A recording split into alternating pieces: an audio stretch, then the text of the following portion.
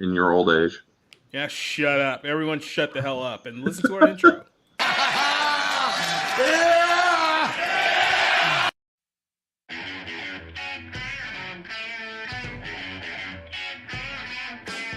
Y'all are infidels. We're burning witches tonight. Not even Smoking the Bear is going to be able to save your ancestors this time, you stupid moron.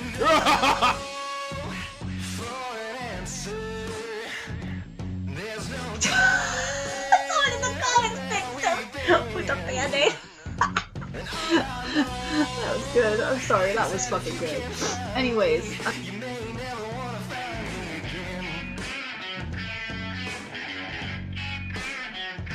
Well, that's my job as a woman, I think, first and foremost. And then as a writer, I got to maintain some level of like, making sure that, your place. Everything that they've done since claiming the PS5 is for hardcore gamers. It's just simply appeal to the casuals. That's about it. Follow me on Twitter. Preserve film, just like preserving video games. I don't know.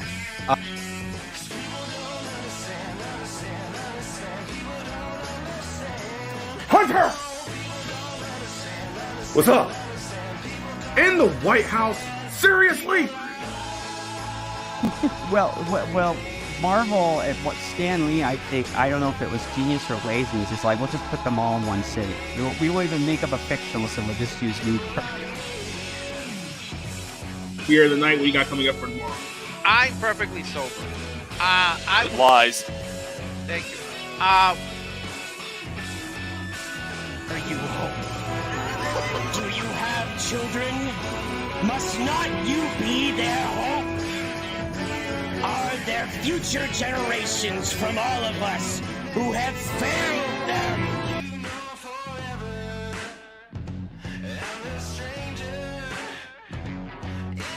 And the mom shaming, a term typically used to highlight harsh judgment of birthing people. Fuck these stupid Who wrote this shit? Who wrote this shit?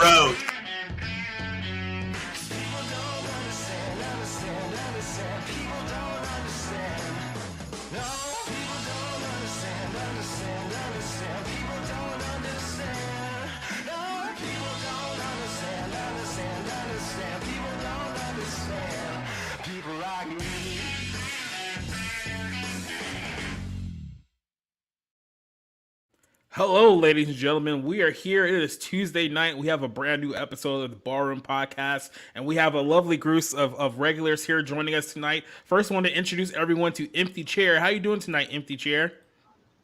What up? Can I get my protein drink in peace, please? That's what she said. Damn, that chair sounds a lot like cult class. Oh, there she is. Oh, there you are. Hey. Looking like a karate Keep your kid. protein, baby. Yeah. I know where that headband came from. By the way, I have a rule that unless someone's paying me, I'm not promoting their stuff on stream. So just throwing that out there. Gotta be smart with money. But Cassie's here, ladies and gentlemen. Also joining us tonight is Miss Nerdigans. How you doing today, Nerdigans? Stressed because I gotta figure out how I'm gonna. That's great, Cider. How you doing tonight? Oh shit! Yeah. Hey, I feel like a man. Oh God, I hate you for making this whole Ken meme like life. It's me. It was just me. All it's on literally my own. all your fault. Not me. Not millions of other people. You're nature boy enough, Cider. Insurrection. Mm-hmm. He's nature boy enough. I'm telling you, that is for. I don't. It's not Ken. That's just freaking nature boy. Mm-hmm. Every time I see him, it's Ric Flair. And I'm here for it. And then, of course, we have Orange Do-Rag Reviews. How you doing today, Orange? I'm doing good. Mm-hmm. Oh, and this person's here, too. How you doing? Woo! Hey. You made it. Hey, What up? everybody. Hey. Made it. Yeah, you missed our intro. We exposed your face and your voice that, you never actually, show up here. So people were like, oh, who's this woman? Yeah, and she's actually in the intro if you paid attention there. She was there. Okay, I purposefully do not watch myself on YouTube, so Yeah, I'm I glad had everybody. to I got a scrape good through laugh the out of it. internet to find like a video of you. Like that's how rare for like a gym you are. Yes, yes. Well, I want the FBI to earn their $7.50 an hour that they give the interns. So. It's the NSA. Thank you very much. Jesus. So, Oh. let's go ahead and introduce our guys who are in the chat right now. So go ahead and introduce Alex versus Evil, saying he's the first one here. So suck it, Neozoic. Duke Nukem is here, asking us the question: if you were in The Witcher, would you be a Witcher, a mage, or an elf? I do not watch that show, so I abstain. What about you guys? I'm an outsider anyway, so being Witcher technically would fit me. I'd be a Witcher just to say fuck all the time. I'd be a token white dwarf. So just regular you. That's kinda... Elf right. supremacy, motherfuckers. Jeez. There you go. Neozoic here saying, howdy, Barroom crew and the folks in the chat. Fun question. Which boxing film would you rather watch, Rocky or Raging Bull? I'm going to assume Cassie's going to say Rocky, right? Where's It $1 Million depends. Baby? I love Raging Bull as well, but it's like that's more of like I don't know. Like if I'm feeling more like action, I would go Rocky. If I'm feeling more like high drama, I'd go Raging Bull. Both great films in their own right, though. Yeah. I probably lean a little bit more towards Rocky, not to take anything away from Raging Bull. Like I said, where's $1 Million Baby? So. Where's Real Steel? That shit's awesome. You get to see Rock'em Sock'em robots and boxing all in one. You might get to see the live action version of Rock'em Sock'em Robots. soon. They already did that with Real Steel. Don't bury the lead. We're getting to that in a little bit. Yeah, Vanya's joining us saying, hey people, how you doing? Cassie's gonna be in the chat with you guys. Orange Hat's in the chat with you guys. Neozoic saying what's up to everyone. Doba Fett is here. Drax the Clown is here with us right now. JEC is here. What's up to JEC? I know we got some people on Rumble at the moment. Tactus Jones also joining us, says has not watched any episodes of The Witcher. I'm right there with you. Drax the Clown said he'd rather be a Witcher and burn Netflix to the ground. Solid logic there. And JEC says he will take Raging Bull, not that in the Rocky. So, I mean, okay. Those never even heard of Raging Bull, so. Dang, Scorsese. You're like the oldest person here. How you've not heard of Raging Bull? What? How did you not heard of Raging Bull? I mean, the casting alone makes it worth it. Mm-hmm. Well, yeah, guys, you know Raging Bull, so it's Scorsese. I mean, it's with Joe Pesci, De Niro. Can't go wrong, man. Movies. Well, if you guys have noticed, this is the first Barroom podcast since we hit 1,000 subscribers, and we are officially monetized here on YouTube. So it only took a year and a half, but we finally got here. I was literally telling Orange Hat beforehand, and it's like, oh, what was your watch hours? It's like, yeah, I'm at 10,000 watch hours, and we only just now managed to hit 1,000 subs. So it's been quite a while there. That's kind of a hell of a ratio, but the long road has finally paid off. So we are officially monetized. However, I guess a good way to start off this night is that apparently YouTube has some new rules for us here about getting monetization on your channel. So with the upcoming elections, it's very, very convenient that this is going on right now. There's some new rules from YouTube, and they want to let people know that these are some things that you should avoid saying and talking about throughout the course of your streams if you want to stay on the advertiser-friendly side of YouTube here. So here's a few little house rules for you guys. Don't say any of the following here. I'm gonna give you a list. Trump. So there's an election coming on in 2024, and you won't be able to actually mention one of the candidates for president of the United States on YouTube without getting demonetized. So that's fun. COVID, definitely not allowed. The words woke and feminism, also not allowed on YouTube. You cannot say trans. You cannot say illegal immigration. And you cannot say Ukraine. So that's going to eliminate a lot of our discussion here on the panel. Now, next step is personal conduct. As it says here, no swears. So if there's anyone on this podcast who is prone to throwing around F-bombs for no real apparent reason whatsoever, you probably won't be very invited here on the YouTube. So just throwing that out here. So there's no swearing, especially in the first 5 minutes. Number 3, this one's a good one. No smoking or alcohol alcohol bottles visible on the screen. So if there's anyone who is known for smoking on screen, you probably won't be very... Probably not a friend of the YouTube. You some kind of fed? Huh? Rule number 4: revealing clothing, including anything that exposes cleavage or any other skin. Yeah. So. Yeah, just saying that these are some things that YouTube does not want you to do. And then, of course, there's this whole thing about video clips being longer than 5 seconds or something like that. I guess that's more for like if you're doing like the critical drinker type stuff. And then also another thing, don't let clips take up more than 10% of any of your video. So good luck with that one moving forward. That's why I've been getting copyright. Yeah, so those are just a few of the new rules here. So if I was just to just start randomly removing people who violate those rules, this would pretty much be the Barroom podcast moving forward. So how you doing, CJ? Your time has finally come. What is the Barroom podcast name even okay anymore? Should we change it to something happier? Nope. I don't know. So it's just us now. So you're trying really hard to get me to say the F word or something. Probably. Fruitcake. You know what, man? It's so sad that YouTube was created for us, you.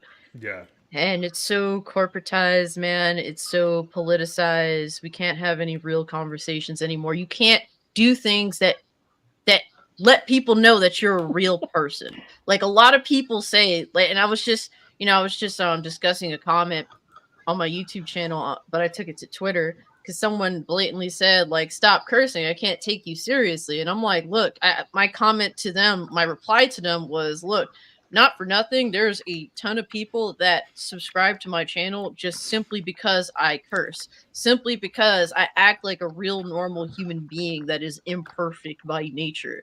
And not for nothing. You telling me not to curse in my videos when I give up, I give up money because I curse. Like I literally give that up, and it is meaningless to me if I can't express myself in a real genuine way. I don't care about the freaking ad revenue. That doesn't make a difference to me.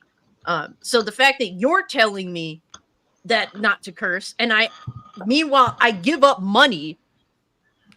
What makes you think that what you want is more important, bitch? Why do you think that that's more important? Like that's what kills me, man. And hey, her noise gate censored her. That was great. Yeah, YouTube is already as you got jacked up with and started cursing, your noise gate was like, whoa, we heard the rules. Mm-hmm. Yeah, pretty much. And it's sad that we're at this point, and even though I don't talk about election nonsense at all, just knowing that 2024 is around the corner, YouTube's going to be busting my chops for no real reason at all. They're going to be busting everyone's chops. And that's why I do promote Kick. Like my ideal safe haven, at least for now. Who knows what Kick will become in the future. But for me, I have grown to accept that my YouTube channel could be gone tomorrow. And I accept that. But my alternative, my way out is through Kick. So guys, definitely support alternatives. If it be Rumble, Odyssey, whatever out there, Kick. Like you guys have to help everyone. Like if you want to have real genuine conversations with creators that aren't afraid to just speak their mind, be genuine, the viewers do also have to help us out in that way too. Yeah, go ahead, Cider. I just want to point out that remember Saint Felix of the 19-year-olds, the great Saint PewDiePie. He told us how to do this. He showed us. The way to get around the demonetization problem is to sell merch and to do it in drop ship so you don't have to keep a store open all the time. And that way you can just get around this demonetization demon, and wherever you go, whatever platform you're on, you're selling stuff. So it doesn't matter where you are, there's always somebody buying your neat bandanas.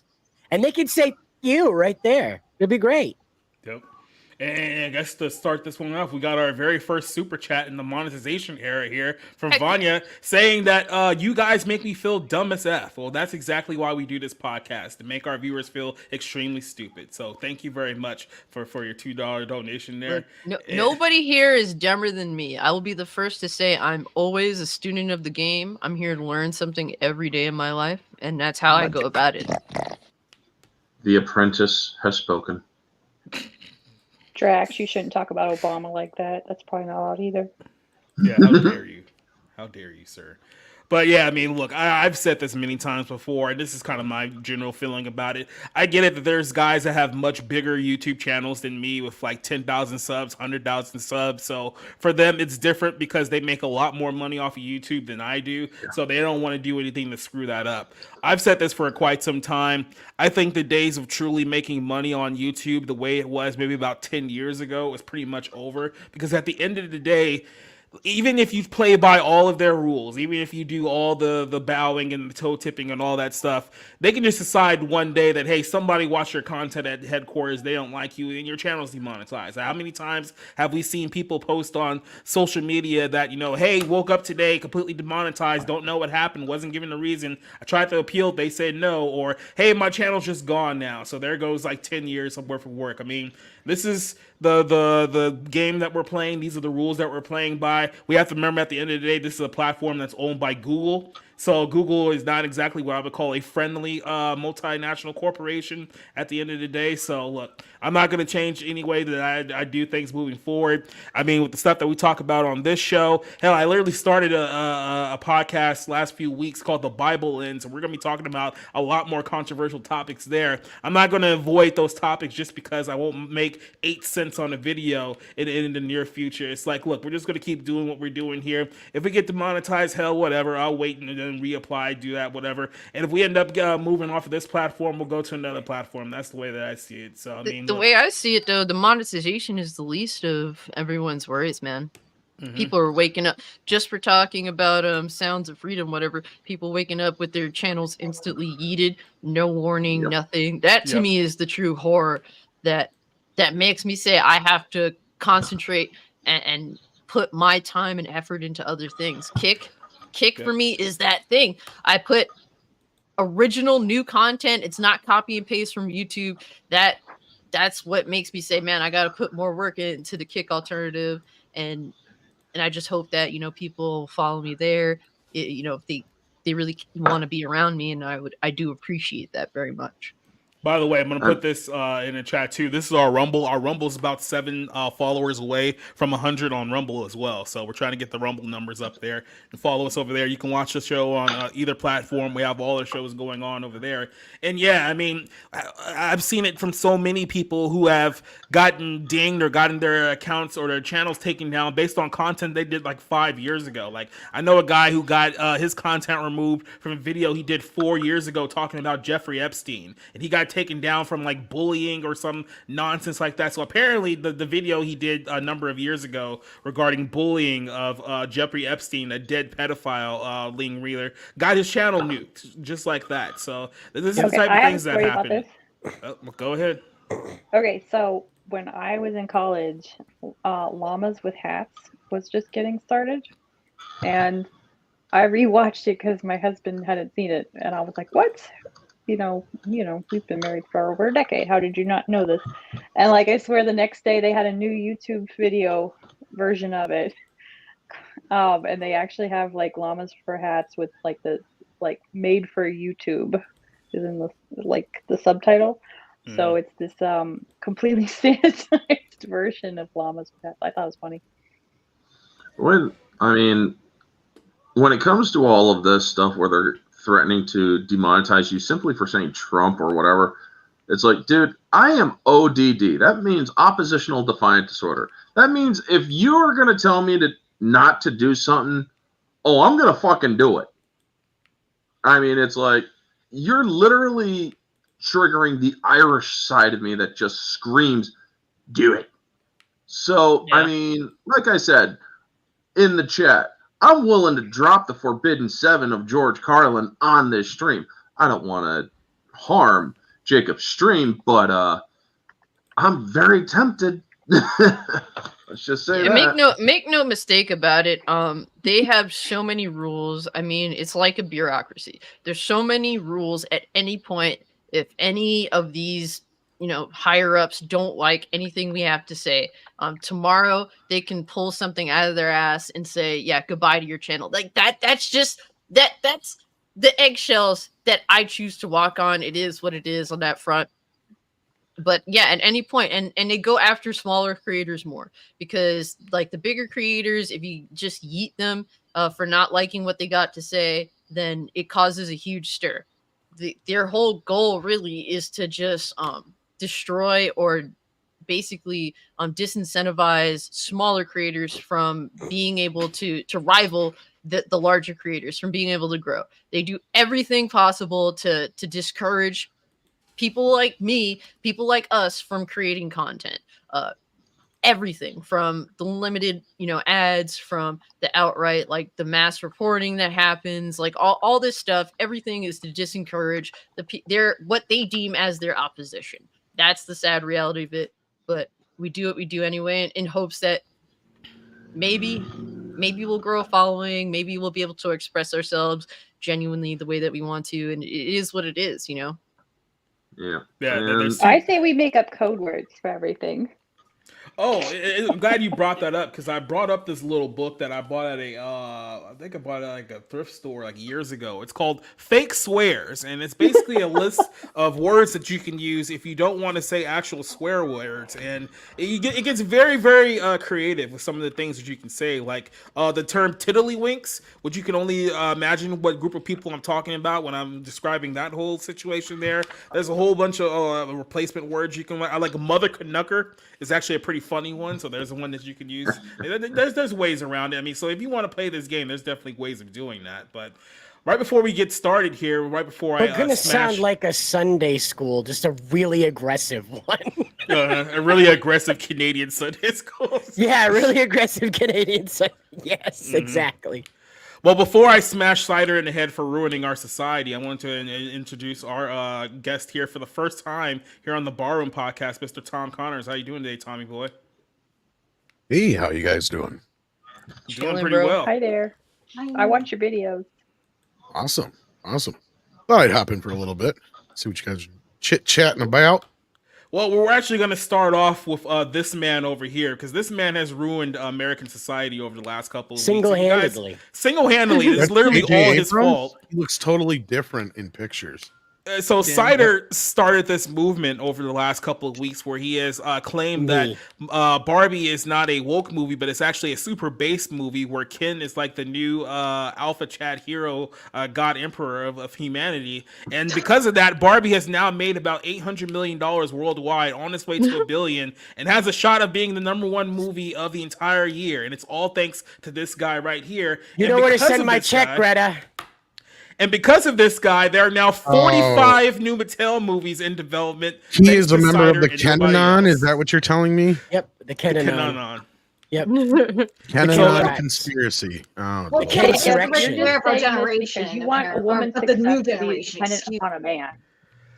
Yeah, you see that? You mentioned Ken, and they go off like grenades. Oh Lord!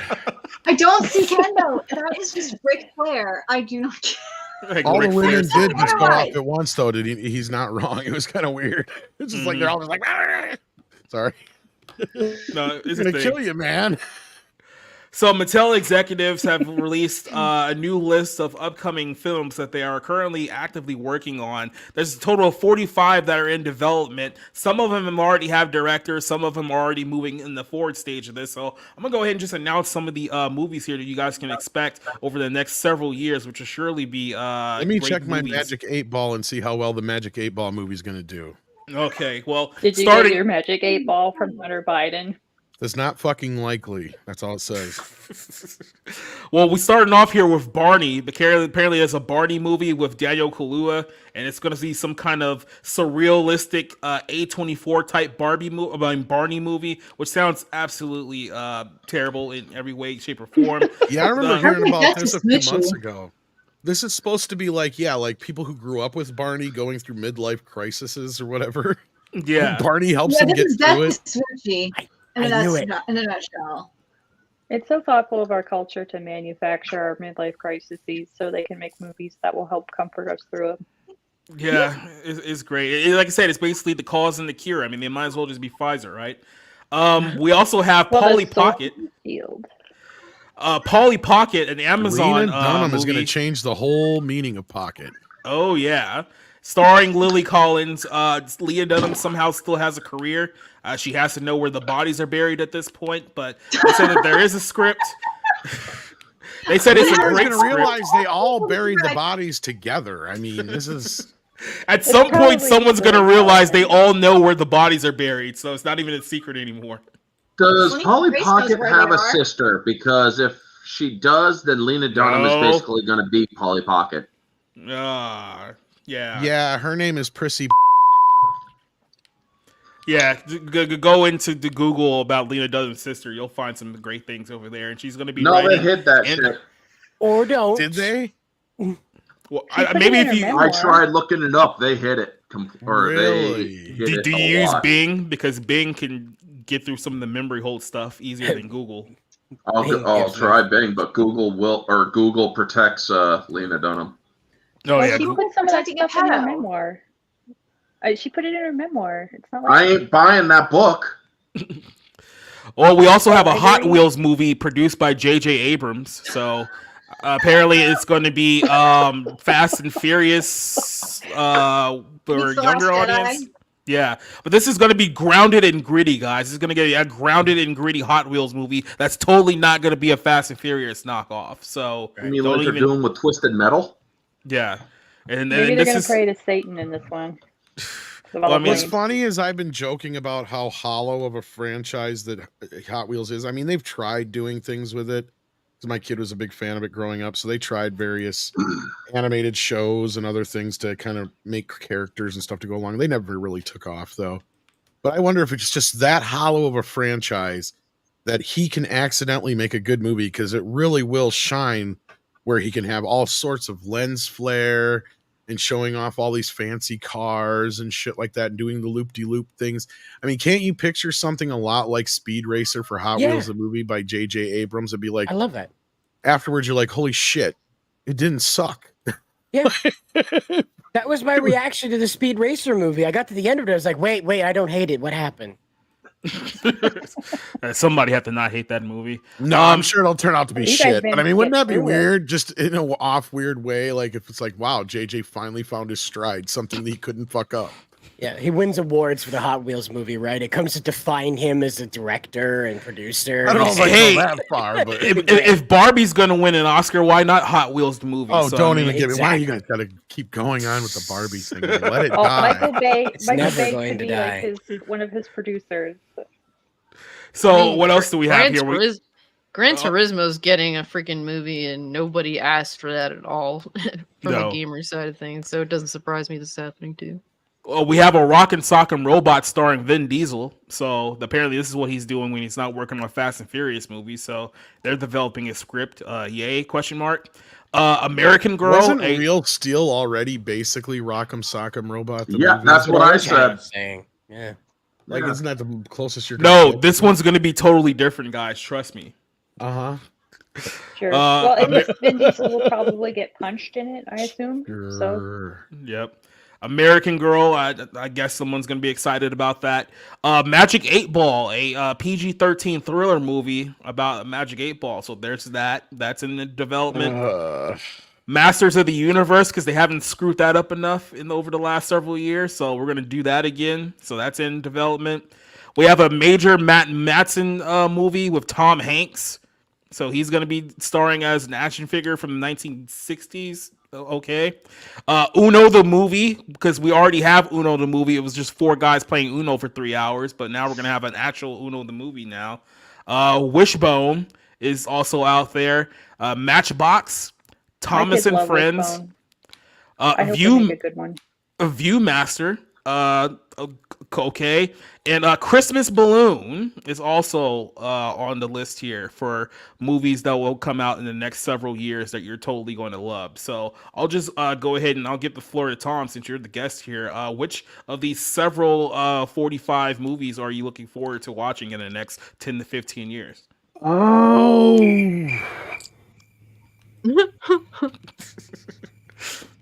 That many. None of them. Not a one, except for maybe Masters if they actually get it off the ground, but they won't. Mm-hmm. Wait, did they mention Max Steel on that list? No, I didn't see Max Steel on here. Out of Not yet. all the shit they Not would yet. skip, yo, not for nothing. I don't know about you guys, but to me, Max Steel was like the dopest action figure to get as a kid. The freaking spy, all the different spy outfits. It was like a 12-inch tall toy that was super articulate. Like those were the coolest figures to get as a kid. I wouldn't mind I just want that. to time you out on it. They redid Max Steel about 8 years ago. He's now a Power Ranger. I was gonna Fuck say, did isn't that that work? the one where I don't know. they- Like an alien Earth came blew up? down and he was like, "Hey, I'm gonna hug you and you're gonna be a Power Ranger," and that happened. What the heck? It's That was like awful. They had a what? live action movie. It was outrageously horrible. Like Netflix was like, "Get this off here! It's killing us!" And it was horrible. Yeah, but Max Steel, the original concept, as you were talking about, is great. But as people know it today, That's sad. They were the coolest figures to have as a kid. I had like it's the same dude just in different outfits. I had like 5 different ones, and like even and I was a huge Dragon Ball Z fan. The Dragon Ball Z figures of the time couldn't compare to it. All the other figures I had, like in terms of articulation, he had a kneecap. Articulation. Those were the top toys to want to get as a kid at that time. Alpha Eagle, Well, I it's just funny wanted you to brought remind that up. Yeah, because that's exactly what happened after Transformers. Barbie is doing the same thing all over again. I was just gonna say I completely forgot that Battleship movie was even a thing until you just Don't brought forget it up a minute Ouija ago. board, the movie too. There was a Ouija Origin of Evil, which was actually decent. I remember, but I don't remember if there was. I think a that's one of the completely separate sequel or prequels or whatever. But yeah, I'm not sure. Look, you can shit on that Battleship movie all you want, but it's the only movie that has ever Initial D drifted the USS Wisconsin. Okay, so I think we can cut it a slack on that because it deja vu, that thing. The only thing I remember about Battleship is that was the beginning and the end of Rihanna's acting career. So, Yep. True. Blessings in disguise. Mm-hmm. Someone had to eat that bullet. Blessing But in disguise. Rihanna, blessings and I told Rob this on Friday. I think on the Saturday when we were talking about this. It's like hearing the list of these movies is like the first time I've considered since being a film critic for the last 8 years that I don't think I want to do this anymore. I think I want to do something else now because And you said you hadn't even seen Ninja Turtles yet. yeah, no, I saw the other terrible Seth Rogen movie, so that was kind of enough of a warning not to go see this other terrible Seth Rogen movie as well. But I'm hearing very bad things about that movie too. Apparently, Splinter's gay now, so that's a thing. Gay rats Pretty in much, New I York. guess. Yeah, like I said, I've seen it. But yeah. They probably did that because Jackie Chan's the voice actor, and they've been mean about him about that before. So In the movie, it's not so clear, but like once you see the character poster, you're like, oh, okay. Because I guess here's the thing: is like in the movie itself, like half of the mutants have been gender swapped, so I guess you just kind of assume. I guess. Mm-hmm. I don't remember. I'm trying to stretch back and remember. Do they say he, she, or whatever in the movie? I can't remember. And then you see this poster, and it says Scumbug is a guy. It plays himself or whatever, because that's what they say on all the things, is they have their pronouns, on the thing. And I'm like, well, I guess that's that. Splinter's gay now. Yeah, and it's canon, and we're gonna keep moving forward with it because that's all we do is just move forward with destruction. But Neil here has a question: did you think this Mattelverse will end up like the Dark Universe, where they got a bunch of movie plans and it never end up seeing the light of day? Yeah, that Mummy movie that Tom Cruise did was like 2017. Literally single-handedly killed all plans that universe. Yes, had and I'll for that say why, universe. because most of these movies were announced back when Transformers came out too. The only ones that got made were Battleship, Ouija, and that's about it, because after those didn't do well, then I think the Ouija board one did okay, but Battleship was the one that really kind of put the nail in the coffin for a while. They're like, and G.I. Joe didn't help, No. But hey, Why is it- we're bringing GI Joe back though, so we're gonna go with round 2 on the GI Joe. Well, they're going to take down 2 franchises now instead of just one. So Didn't they already try G.I. Joe with like that? What was it? The Storm? Snake Shadow Eyes. Storm? yeah, I think Snake Eyes is supposed to Yeah. be a de facto reboot-ish kind of thing, but I don't know if they're continuing off of that or not. It doesn't seem to be that way because spoilers for anybody who may not have seen the last Transformer movie, it's pretty obvious where things are going there if they even continue, because that movie was a disappointment at the box office too. It's a shocker. I mean, even the Michael Bayliss Transformers movies aren't doing any better to draw anyone around. You think that having a bunch of Puerto Ricans with rap music playing in the background would draw in everyone to go see a Transformers movie, right? Oh, it was bad. Can we just like appreciate for a I need second Polly on for that. the beauty of the destruction of the TV to toy to storefront assembly line? Like that's gone now. That's obliterated. Now that they've taken every franchise that was based around that idea and tried to port it onto adults, and it went nowhere. This is only going to go. This is the circle of the drain effect. And you start getting a Barney movie and a Magic 8-Ball movie. There's an essence of it that could work, but the problem you have here is interjecting the politics. That's the problem. Because at the end of the day, what you're talking about was back in the 80s and 90s when they used to just make these. The whole concept behind making a show for a toy was to sell the frickin' toy and make it look as cool as possible. They didn't give a shit about nothing else. Nothing else mattered. That was it. And at the end of the day, that spawned some really cool shit. Because you had just free reign to go, we got to make this thing cool and awesome. And yes, some of it could be fan service in some ways. In other ways, though, you have like Ninja Turtles, which is kind of a unique cartoon of that era, because only the first season was technically connected with the toys. After that, Fred Wolf bought the license separately because Playmates was like, "No, we're good." After the first season was done and over with, yeah, and he's like, "Yeah, well, they want more. Like, they're clamoring for a second season." And they're like, "No, we're good." So he went and got the rights himself. So he had nobody hanging over him going, "You got to put this toy in there. You got to put that toy in there. You got to put that toy in there." So that's kind of what made TMNT a little bit different than the others. Motu was another one that also had a little bit more free reign. They could use the toys when they wanted to. They didn't have to, kind of thing. But anyway, somebody was going to say something there. I'm sorry.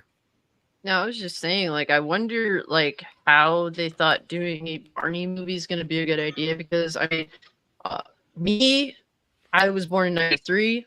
I was at that perfect age to be a huge fan of Barney as, like, a 3-4-year-old. Like, as a kid, I was showered with Barney plushies. I had a bunch of Barney VHS tapes. Like, my parents would constantly buy me stuff. I even had a toy house that was a Barney playhouse with all, like, his little buddies and shit. Like, that was me as a 3-4-year-old. You couldn't pay me to go sit in a movie theater to watch a Barney movie at the age of 30. There was nothing you could do to bait me. Not if you paid me money paid for my ticket. Not even if you paid for the best meal that I could have with all the free drinks before going there. There's no limit to like. I could be extremely drunk. There's nothing you could do to make me go sit in a movie theater and watch a fucking Barney movie, even if it caters to someone my age. Like, I don't understand how they think this is like a good idea. Like this, it would be demeaning to me as a person, as an adult. It's just weird, man. But then again, I'm the type of person. I'm very proud person. I'm not gonna do a lot of the shit that a lot of people are willing to do on the internet. Especially, the first thing I think of is that NPC dog shit that women are doing out there. Like, you couldn't pay me to do stuff like that. There's no amount of money. So, like, I don't know. Maybe some people just have no self-respect, and that's a common theme on the internet. But as for me, there's nothing they could do to get me to go see a Barney movie as someone that grew up being super into Barney as a kid. Hey, Rick, could we get you to go see Uno the movie? Hey, just because it's a Spanish word, I'm supposed to know all about it? Come on, that's racist. I'll just wait for Dos because we all know it's going to be one. No, I'm just wondering, how do you make a movie out of Uno? Make it like Saw. Make it like Saw, and everybody's got to play Uno in the movie. Like, and if you lose, then you die. No, I don't know. You're asking the wrong. I don't know. This is Hollywood, and this is how they learn lessons. Because this is what upset me about Barbie. Because regardless of if you liked it or not, most people who even liked it still can't deny that it has mixed to, if not really bad messaging in it.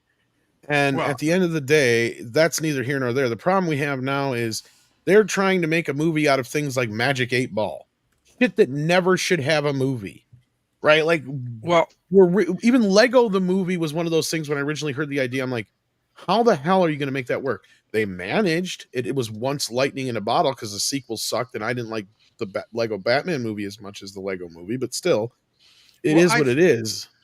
I think that once they started making movies out of the Disney rides, and we've seen the newest one that pretty much flopped. Once they started that with the Pirates of the Caribbean, they decided, yeah, we can make a movie out of literally anything. And so once they successfully got Barbie out, why can't you have why can't you have a movie out of, what is it, Barney or Tag Uno or Polly or Pocket? Tag? I have one for Uno. Okay. All right. Oh my Bear God. with me. Okay. All right. Okay. Here we go. Here we go. It's like the Vegas High Rollers Club. It's a casino, right? Black market Uno.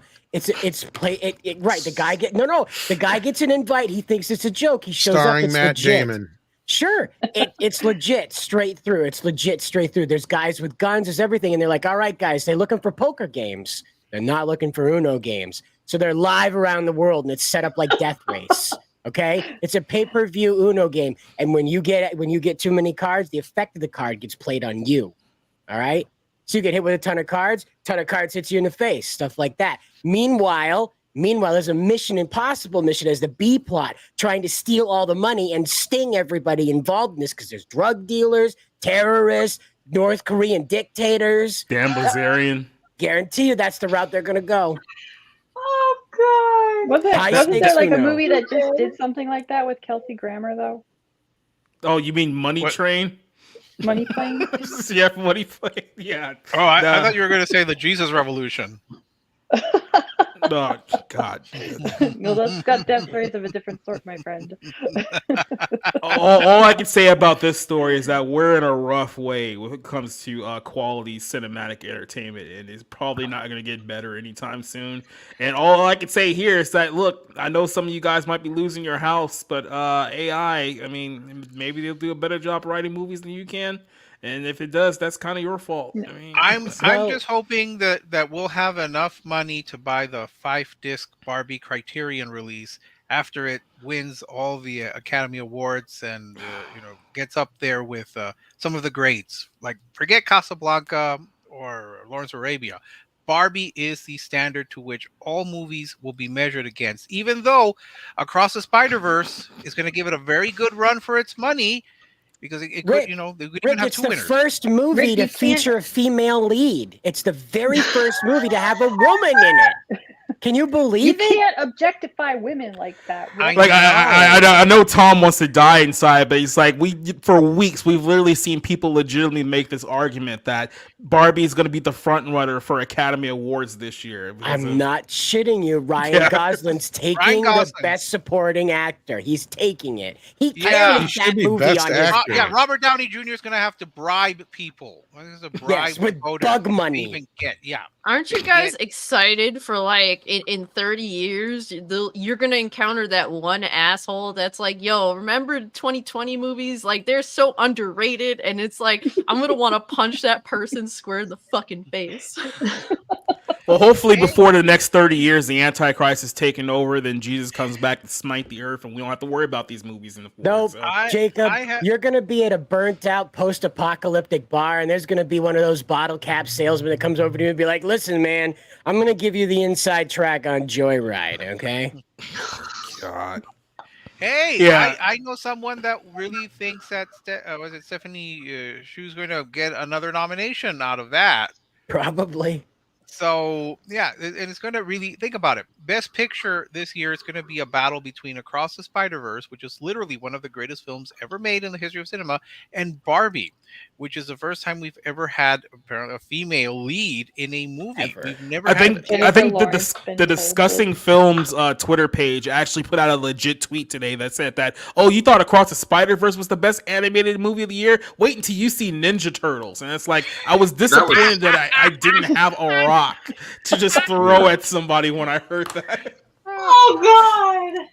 It's the new golden age. You know, we're in the new golden age, and it coincides with the Biden boom. You see, it's all together. It's all together. I can't tell if he's being serious or not. You need a soundbite of someone like pumping a shotgun. Yeah, exactly, right. I had that, but it was too loud. Damn.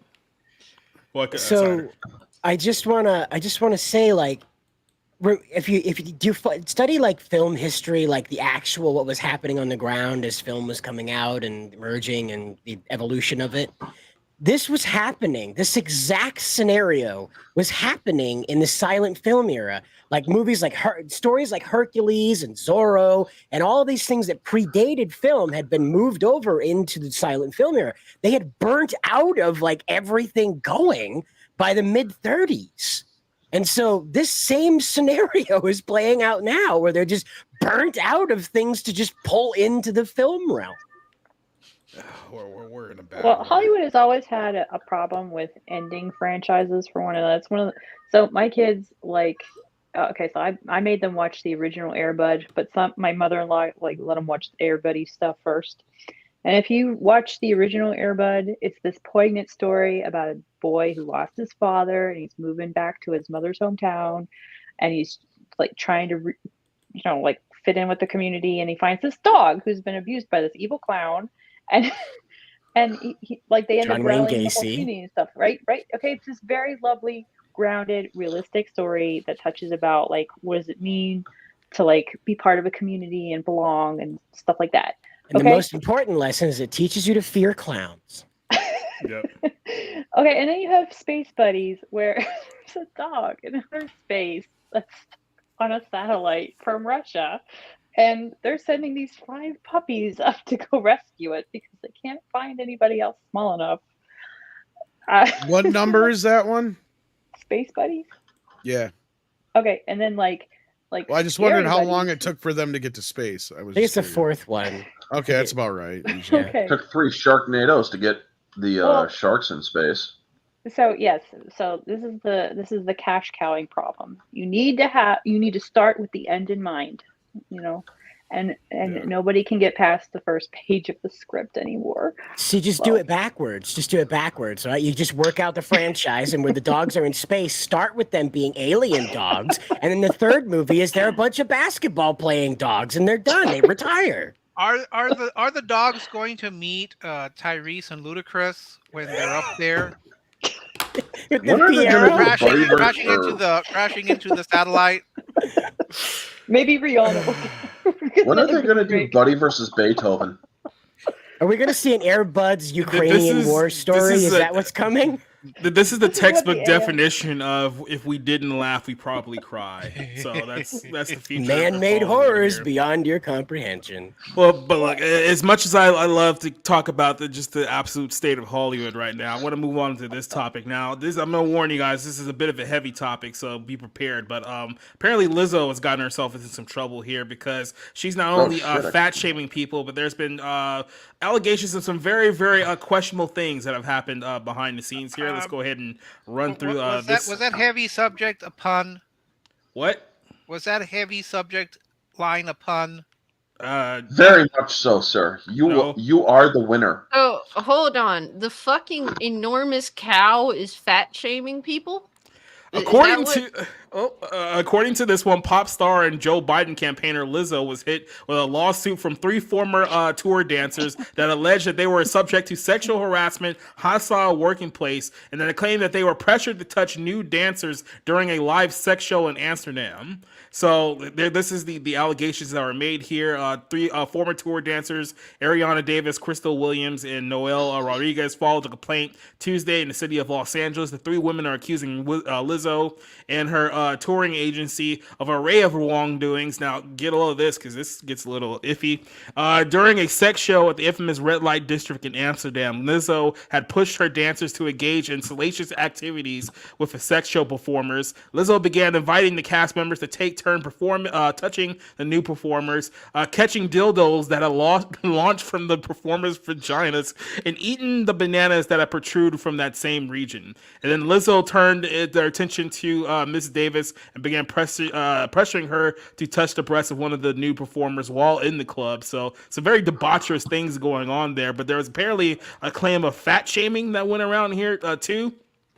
It says that the concept of body positivity is something that Lizzo has pushed for quite some time, but she said that she had called attention to the dancer's weight gain after a performance. The lawsuit says that the singer never explicitly said it, but gave the impression that Davis needed to explain her weight gain, disclose intimate personal details about her life in order to keep her job. The stunning nature of how Lizzo and her management team treated their performers seems to go against everything that she stands for publicly, while privately she weight shames her dancers and demeans them in the way that are not only illegal but absolutely demoralizing, the attorney of the dancers said. So this is a story that's been trending all day. Lizzo's been trending all day because for the obvious reasons that she would dare fat shame anyone, being the little model of obesity worldwide at the moment. So Cassie, you seem very interested in this story. Let me start with you real quick. What is your thoughts on the decadence and debauchery coming from the Lizzo camp?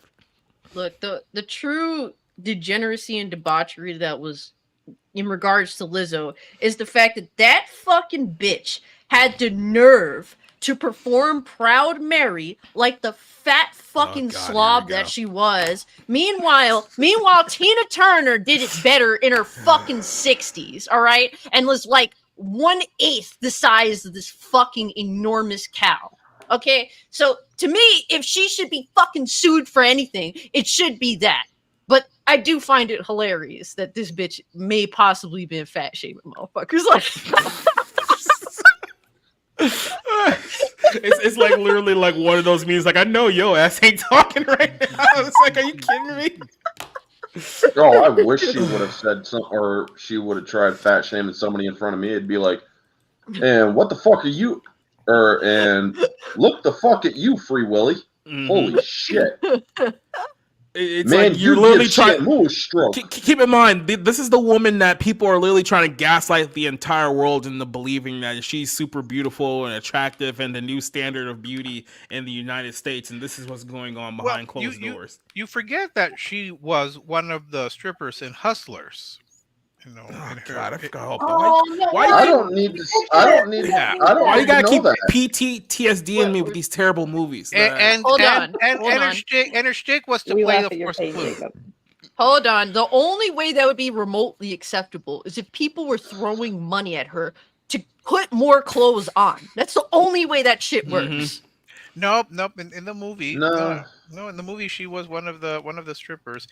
And I remember when the big controversy with Lizzo was when she was handling. Okay, let me see if I can phrase this well. She was handling James Madison's glass flute.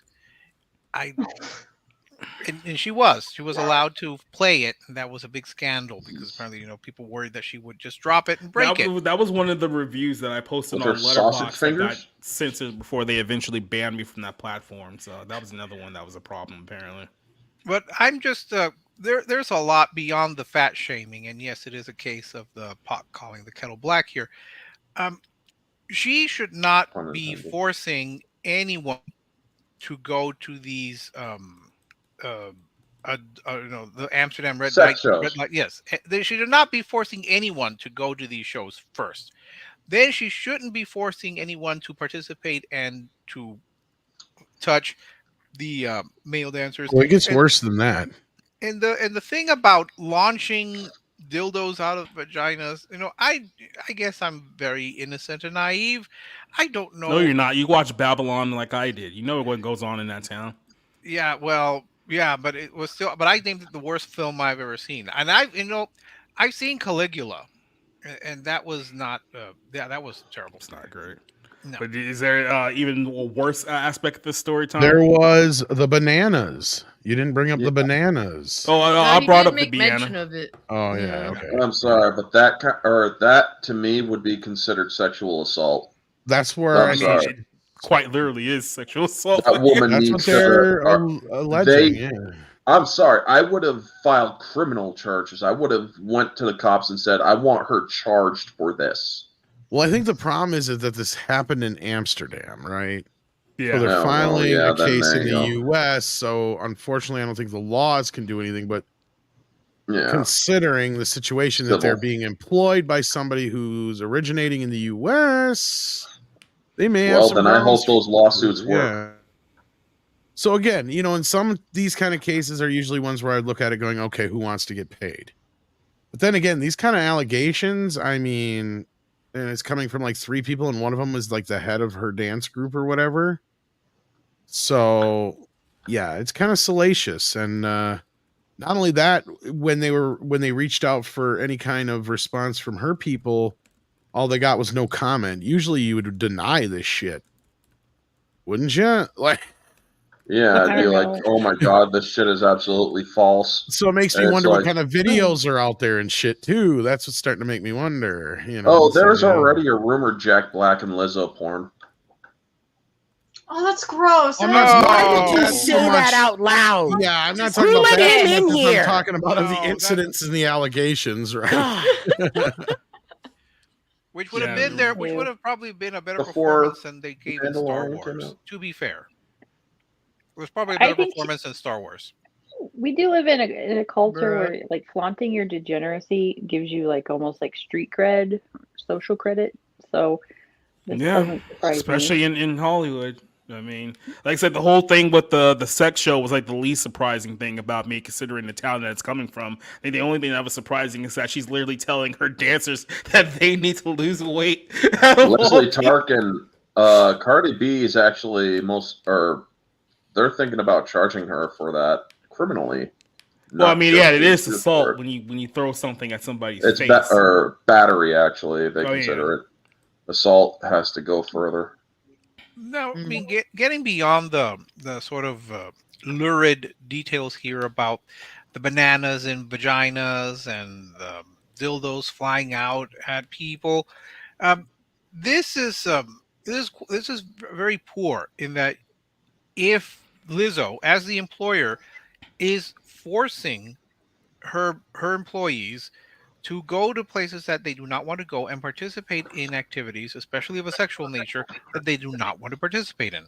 That is, I don't know what the laws would say about that, but I think that's very troubling that they would be forced to, as a condition of employment. I mean, what were they threatened? Were they saying if you do not go and bite off a banana out of this person's vagina, you will be fired? I mean, those are very serious charges. Outside, I would have taken the firing and then I would have sued her.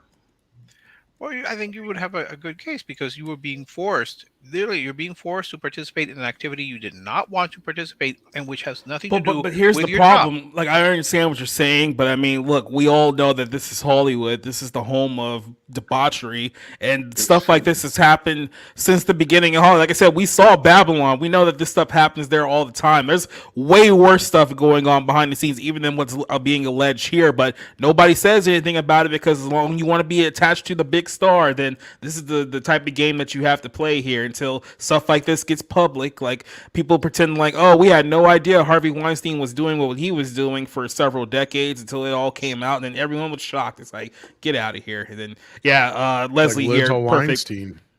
a perfect example here of Roman. Just go back and reread Romans 1, and it pretty much describes Hollywood. But it also shows that women aren't as innocent as they like to pretend too. Oh, you mean that believe all women stuff was a lie? Yeah. And believe the first sinners. Yeah. Dev. I mean, Forget, you know, like- a lot of people pretend that, oh, you know, if women were the leaders, that things would be so much better. Look, women are just Did you as not see capable Barbie? in Did you not positions see of power. Barbie? I mean, No, I didn't. I'm realistically, glad I man. didn't. Realistically, man, women are some of the most vindictive, creative yes, we evil are. motherfuckers ever. I've worked. What did I've Barbie worked show us? Exactly that. I have worked in all female offices. I don't want to go back. Oh my Yeah. god. Well, Tom, real quick. No, Tom does has to dip out here for a second. So I'm glad you were able to join us for a little bit here. Is there anything that you want to tell people about real quick before you head out? Not much. You can find me tomorrow morning on Midnight's Edge in the morning. Otherwise, thanks for having me for a little bit. I was glad I was able to hop in for a few. Yeah, like I said, anytime you want to come back, man. Thanks for showing it. All right. Yes, Take care, guys. Bye, Take care, Tom. bro. Hi. Well, I was trying to say was that like any feminist that will say that women are going to unite is completely lying. We women hate each other. It's just never going to happen. Well, not only that, look at all the female world leaders throughout history, or female leaders or country leaders throughout history. They all have wars under their belts. Oh, the They Falkland fucking Wars went to barely war. counts. The Falkland Wars barely counts. You leave Maggie out of this. I'm not just talking about Maggie. I'm talking about fucking Mary. I'm talking about all of them. Well, look, No. let's be real now. Biological women cannot engage in dick measuring contests, so they have to resort to other means. It's banana measuring. Poison. Not to mention there are women. The number one method of murder for women is poison, so they're also duplicitous little bitches too. No offense to the women in this chat or in this panel. Little late. It's all right. We know we're exceptional here. Yeah, we know we could. I could be a little bit catty. I don't sometimes, need to but be it caught. really piss me off.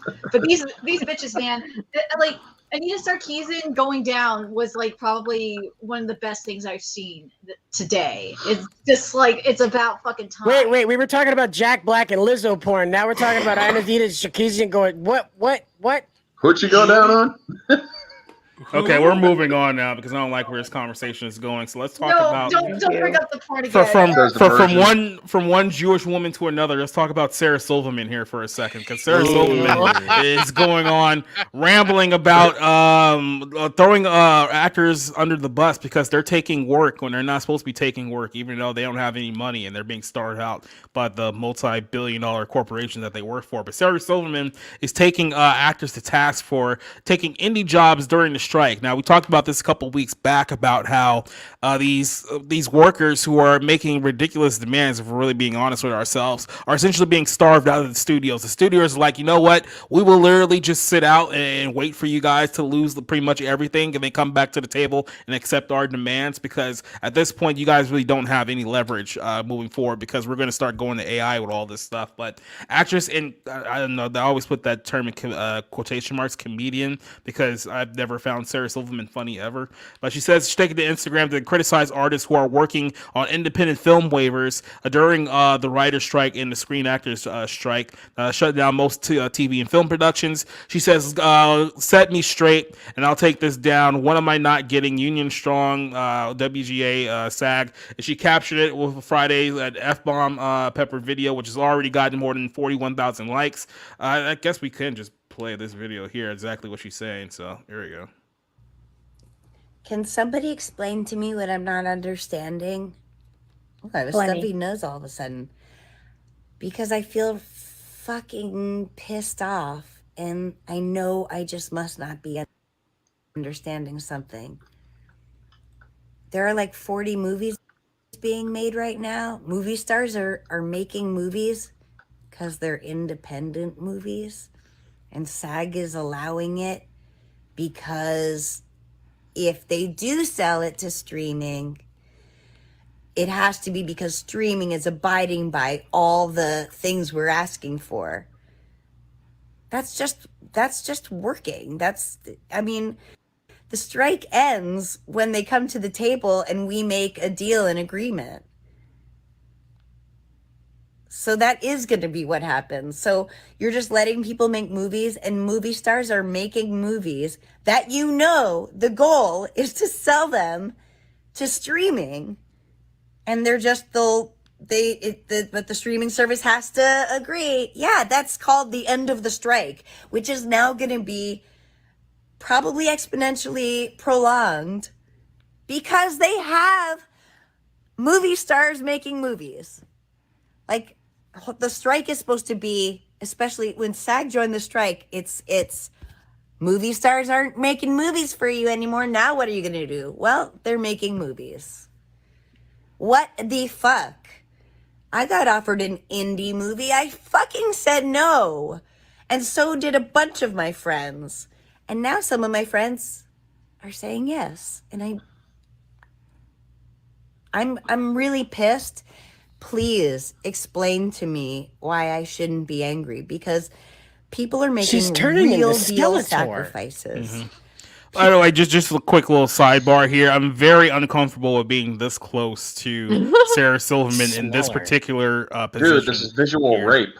Yeah. People, writers, actors, crew people, all these people are making they're sacrificing their livelihood for this cause.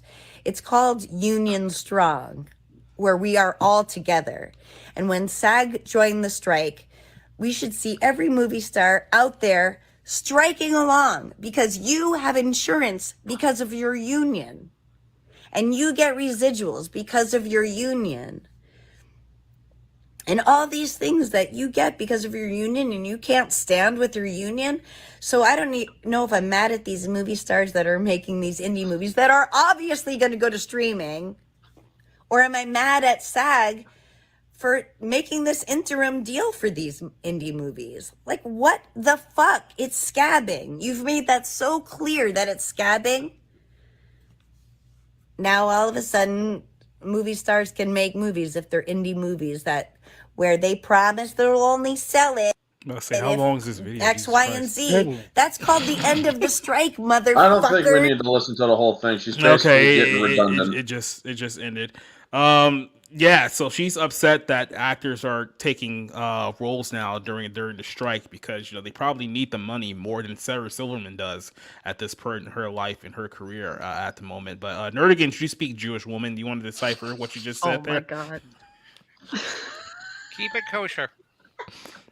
Yeah, we're on YouTube. Remember, there's things you can't say anymore. I know. She's being really ridiculous. I understand what she's talking about in terms of Union Strong, but I mean, you have, because I had to write about this for Bounding. They have Crabtree, the lead negotiator is encouraging the actors to do this because they are doing it through this interim agreement that they're trying to propose to the studio. So what they're saying is, if this works, then maybe the studios will listen to them. But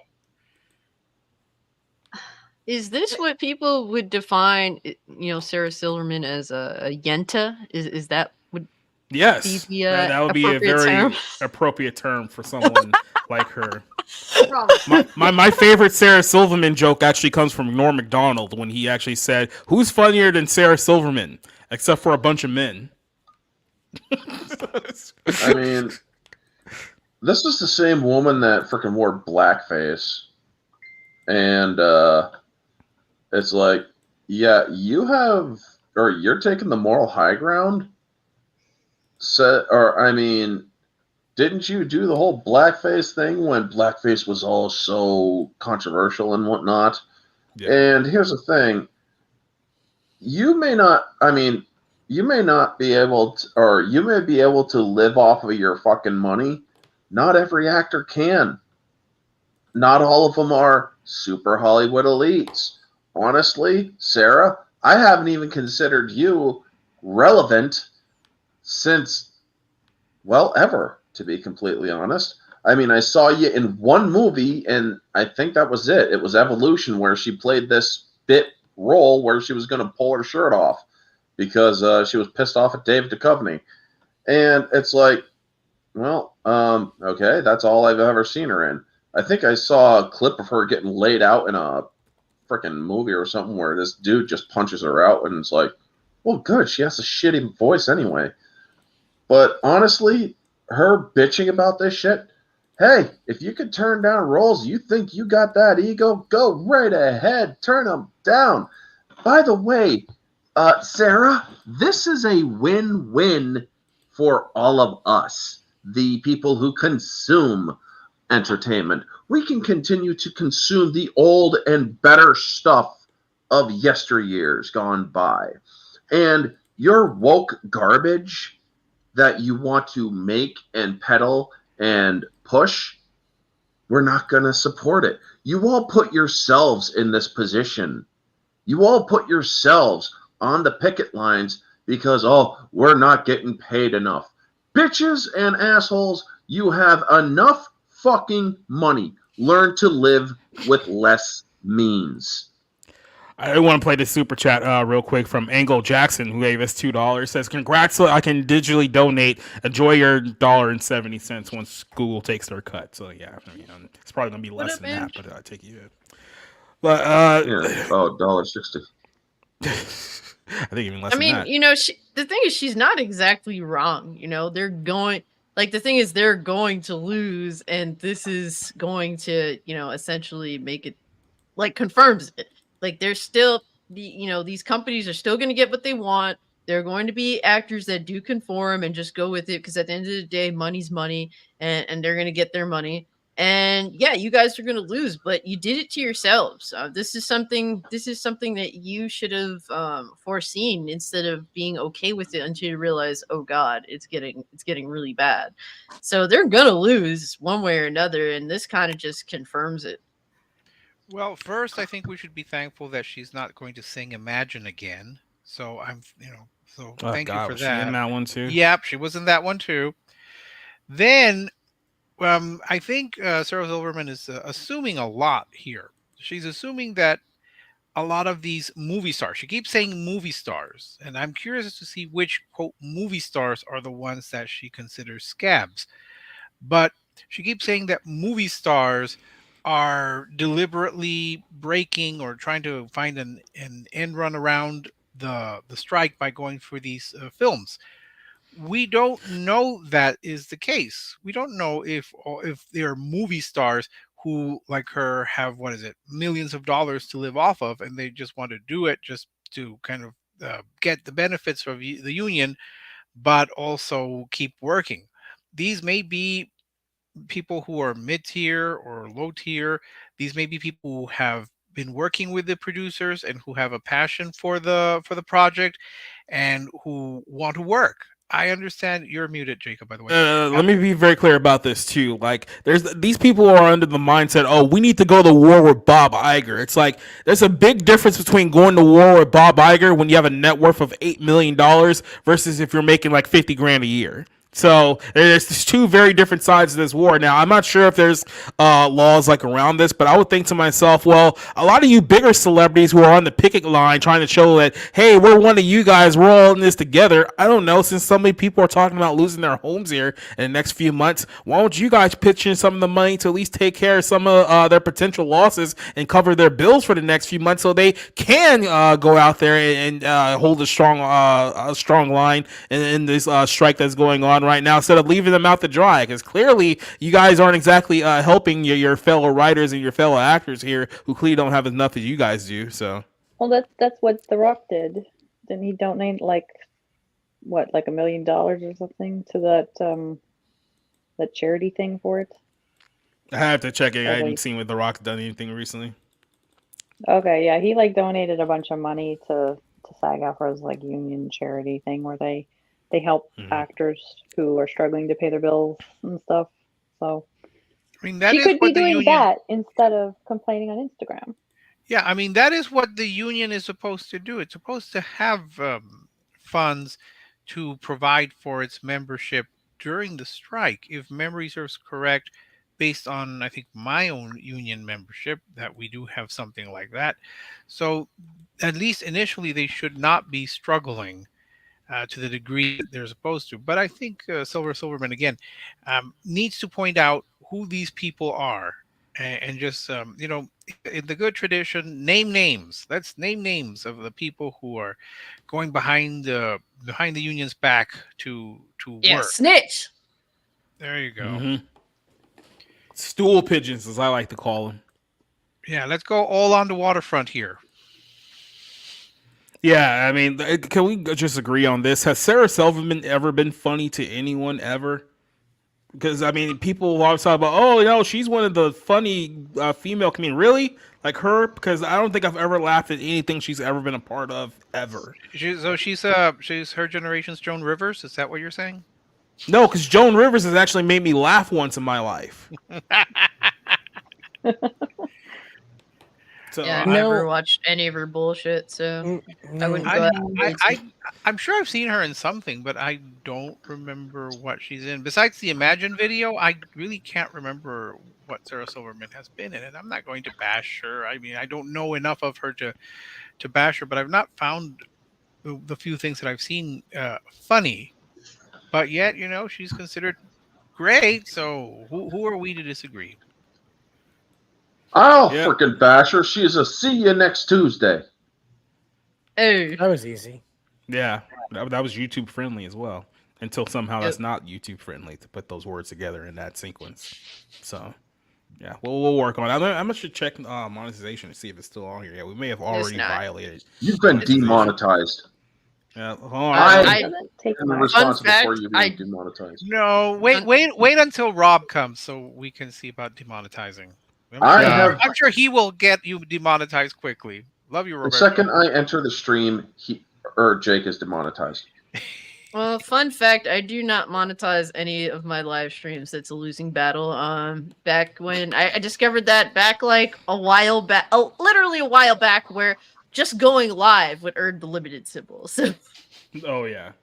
Like I said, there's a lot of bar rooms that I saw that had yellow right off the gate. I was like, oh, okay, well, there's no point in trying to switch that around. So, but yeah, The Rock actually did make a donation to what it says here, the SAG Foundation Relief Fund. Now, I wonder how much of that money actually goes to like the people who really need the money, or just goes to the unions. But yeah, The Rock has donated his money, so hopefully he's setting the example for all these other yentas to go out there and put up their money and shut up. That's all I could say there. But any final thoughts on this one before we jump over to our next topic? No. I always just hate how often people complain about stuff and they don't actually do anything. So that's why I brought up the Dwayne Johnson thing. Good for The Rock, you know. And Sarah Silverman should pay to be on Instagram, I think. Yeah. Leave it to a man to understand how the world works. I mean, what? Yeah, right. You totally don't just undercut that whole She's thing. obviously not Kenough, right? No. Clearly. Please do not stroke his ego. He does not anymore souping up in this show. Telling you, Cider is leading the Ken cult. The counter Kenelution. The Kensurrection. The Cool Kins Club, is that what they call it? No, not that one. There is a trend going. I saw in the news today. There's a trend that most younger boys are more outspokenly conservative for the first time in like decades. Yeah, that was the vision of what that life can look like. Yeah, but most young girls are more liberal also. That's literally what I was gonna say. It's like I think it was like Zuby got into a fight with some other chick about this, because the trend basically is that men are becoming more conservative and women are becoming more liberal, and because of that, they're becoming hostily undateable with each other because they don't share the same values of anything. Because I mean, if you're a young conservative up and coming guy, you probably don't want to date a woman who thinks it's okay to give your kid a sex change at 3 years old. Them. So. Yeah, exactly. So that could prevent some relationships from happening, and then that goes into the whole passport bros thing, and then women are really angry about that as well too. So yeah, we can have a 30-minute chat about that on another day, because Ken Simp. I like that one a lot more. Ken Simping going on here, but let's jump over to this story here. LeBron James kind of got exposed this week because I guess a story came out that says that not a single 8th grader at his I Promise school has passed a state math test in 3 years. There's two parts of this story. So LeBron James has this school that everyone was giving him credit for not too long ago, saying that, see, he's putting his money back into the community. He's helping the kids, unlike some people. And people were all talking about this school. And I think at first people were saying that it wasn't even technically like his school. I think he kind of like bought it like after the fact. So people were trying to give him credit for something he really didn't do. But the report came out here that the school's not doing as well as LeBron and his handlers would like you to believe. Not a single eighth grader at the I Promise School in Akron, Ohio, funded by LeBron James, has passed their state math test in 3 years, and critics are blasting the school for its unkept promises. When LeBron James dropped into Akron with great fanfare and media coverage in 2018, this is around the age of Trump, that promising new school of sort was going to help educate young people in his hometown. He was pretty much hailed as the savior of the city, but LeBron James' school is fulfilling his promises. The test score says no, he has not. Even though the Akron School Board is beginning to question James' commitment to actual education and wondering if he's just trying to fluff up his reputation as a philanthropist rather than have a serious effort at reform. Last week, members of the math was like a symbol of the white supremacist patriarchy. Well, I thought the white that was for like the white passing Asians who are good at math. Isn't that part of the problem? The Asians. Well, math is like inherently racist, so Yes, he's it actually is. helping, right? So Yeah, everything's racist now, right? That's how the world works now. Last week, members of the Akron school began to take a closer look at James's school. They found out that 2 of the I Promise's biggest subgroups are Black students and those with disabilities, and they're now testing in the bottom 5% of the state, landing the school in the Ohio Department of Education's list of requiring targeted intervention. So it's gotten so bad that the State Department of Education is now like, we have to do something because this is actually going very, very terribly here. One of the board members says, for me as a board member, I think that all the resources that we're providing, I'm just disappointed that I didn't think, why is there so many comments in here? It says, I don't think, it just doesn't appear that we're seeing the kind of change that we would expect to see. Kathy Clifford, who is the school director, says that it's just discouraging, the news that is being brought here.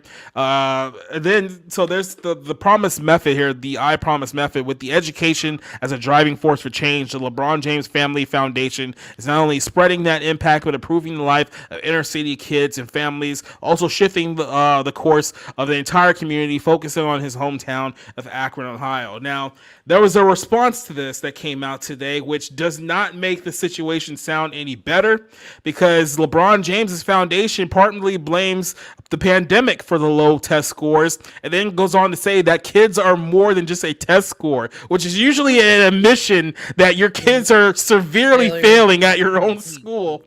So trying to play defense on this very bad public story here.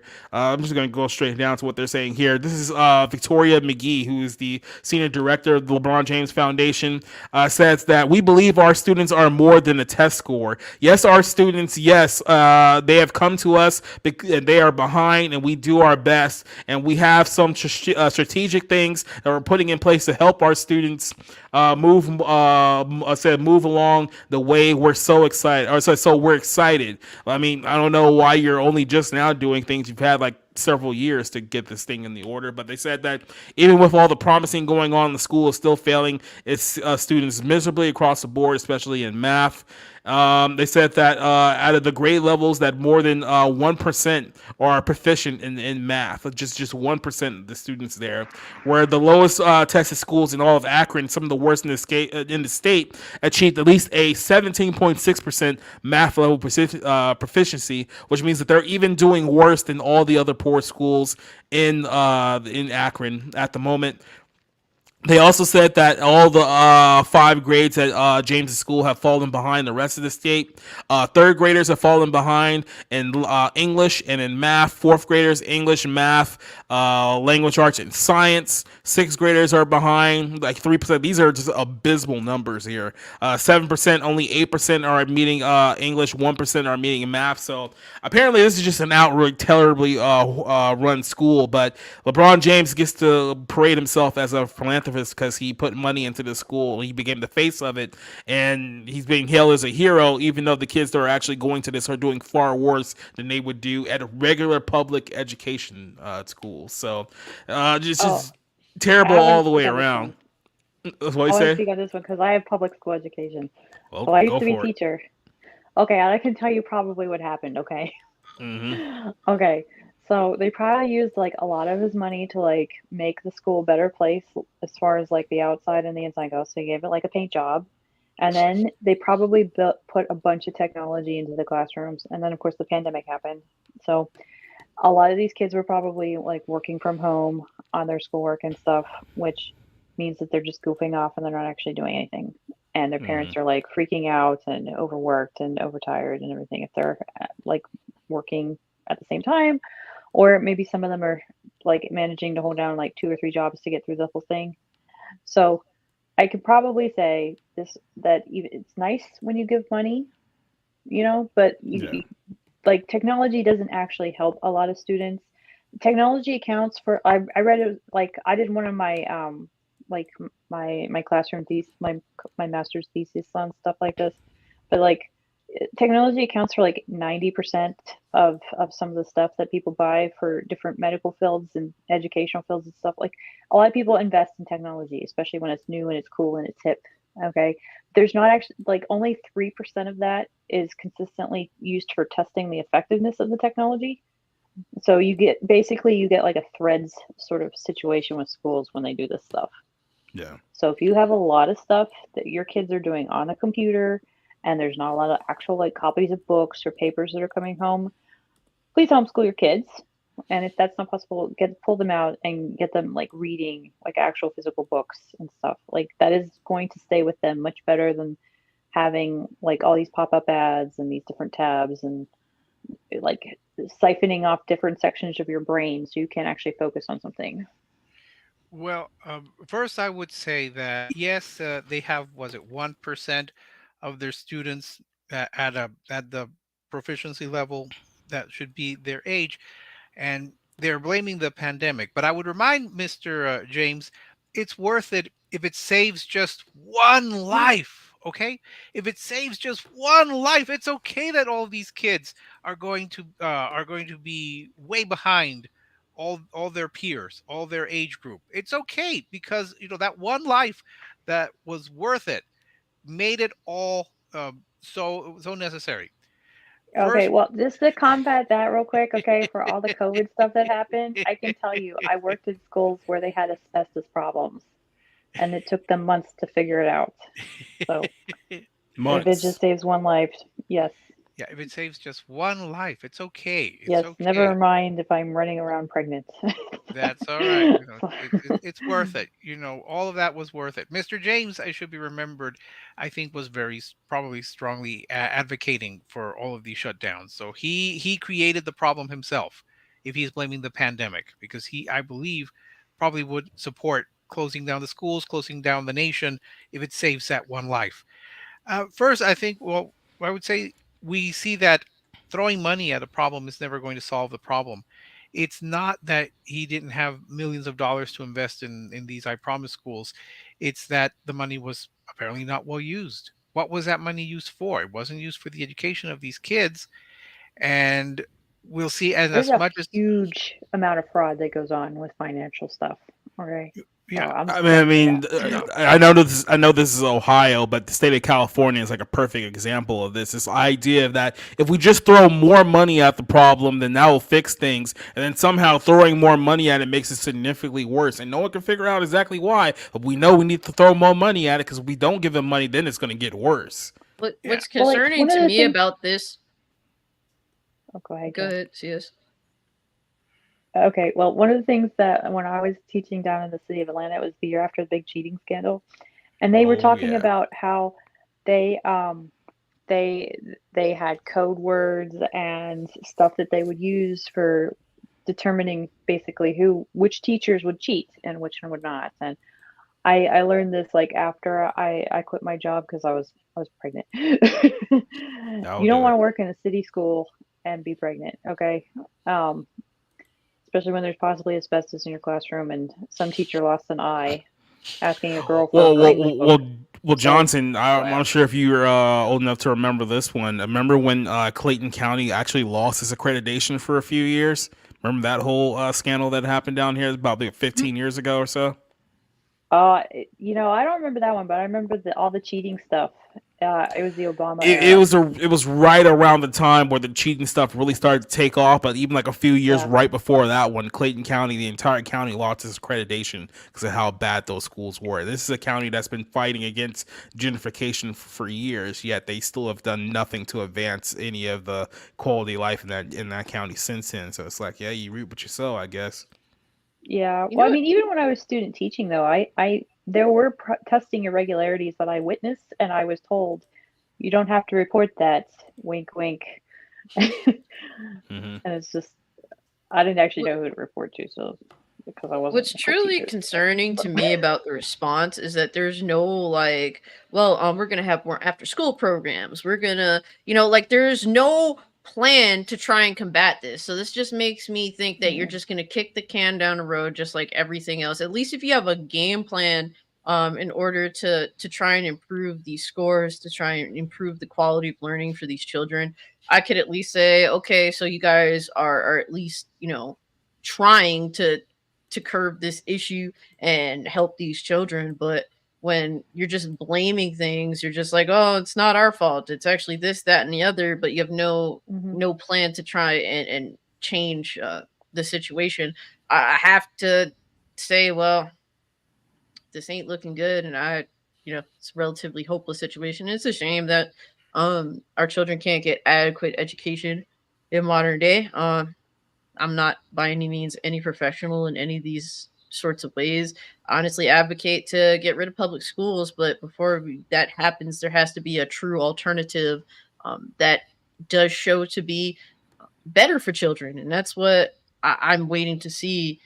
Definitely, there's tons of visionaries in the world, and any way to help children to learn more, to be more prepared for the world that they're going to have to meet as an adult, I will support it.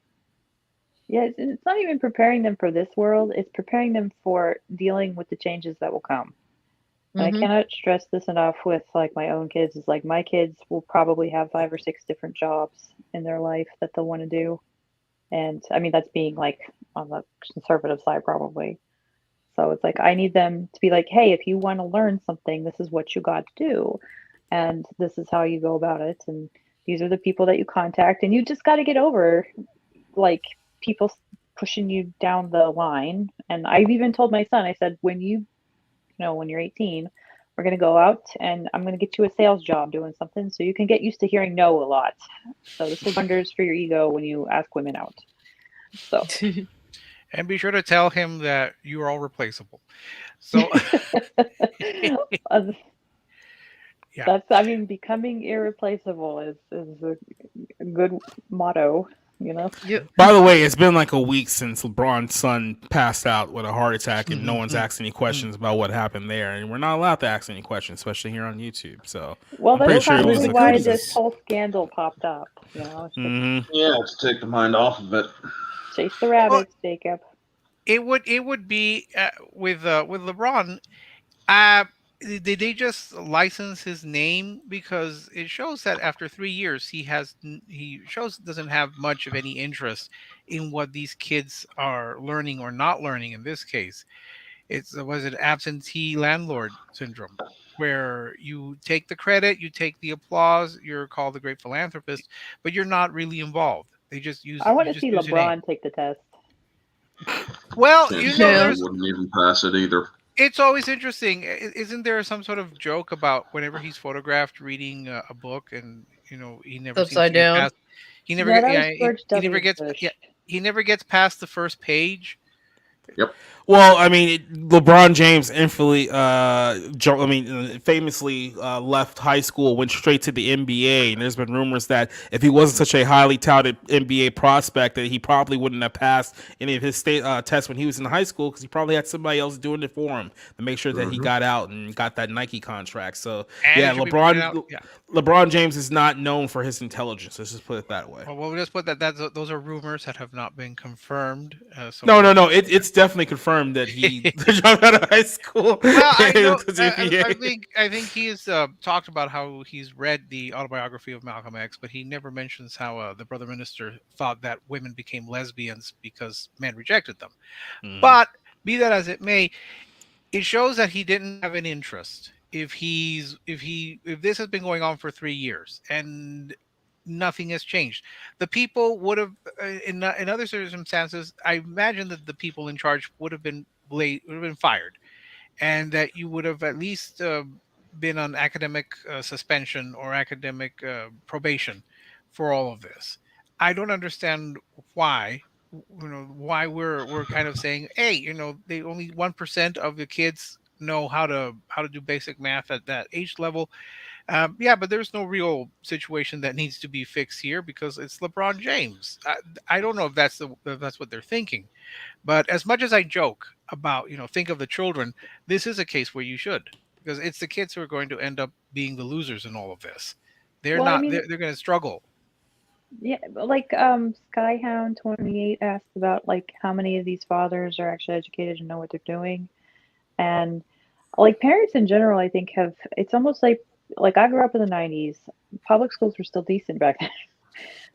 Most of them, Yeah, I mean, they were better than today. I can say that much. Yeah, I would have given. I mean, I gave mine a passing grade, and today I don't know if I would, but like a lot of parents who raised us, and I mean, like I have kids now, so it's like I'm raising my children.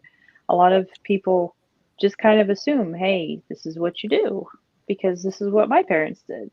And a lot of people go off that, and the times have really changed, and where a lot of the educators today have, like they're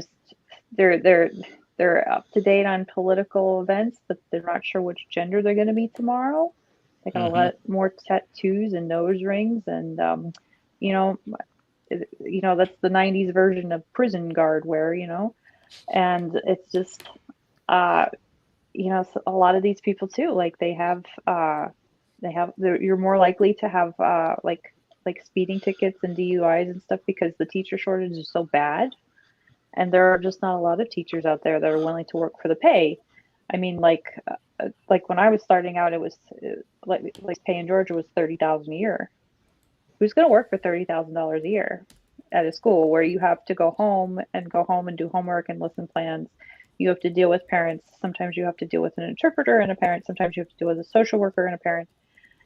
Sometimes you have to show up to therapy sessions for different reasons. I mean, they have all these consultations and stuff that you're juggling things, and then there are legitimately like things that cause you to worry, and they're like, oh no, you can't report that because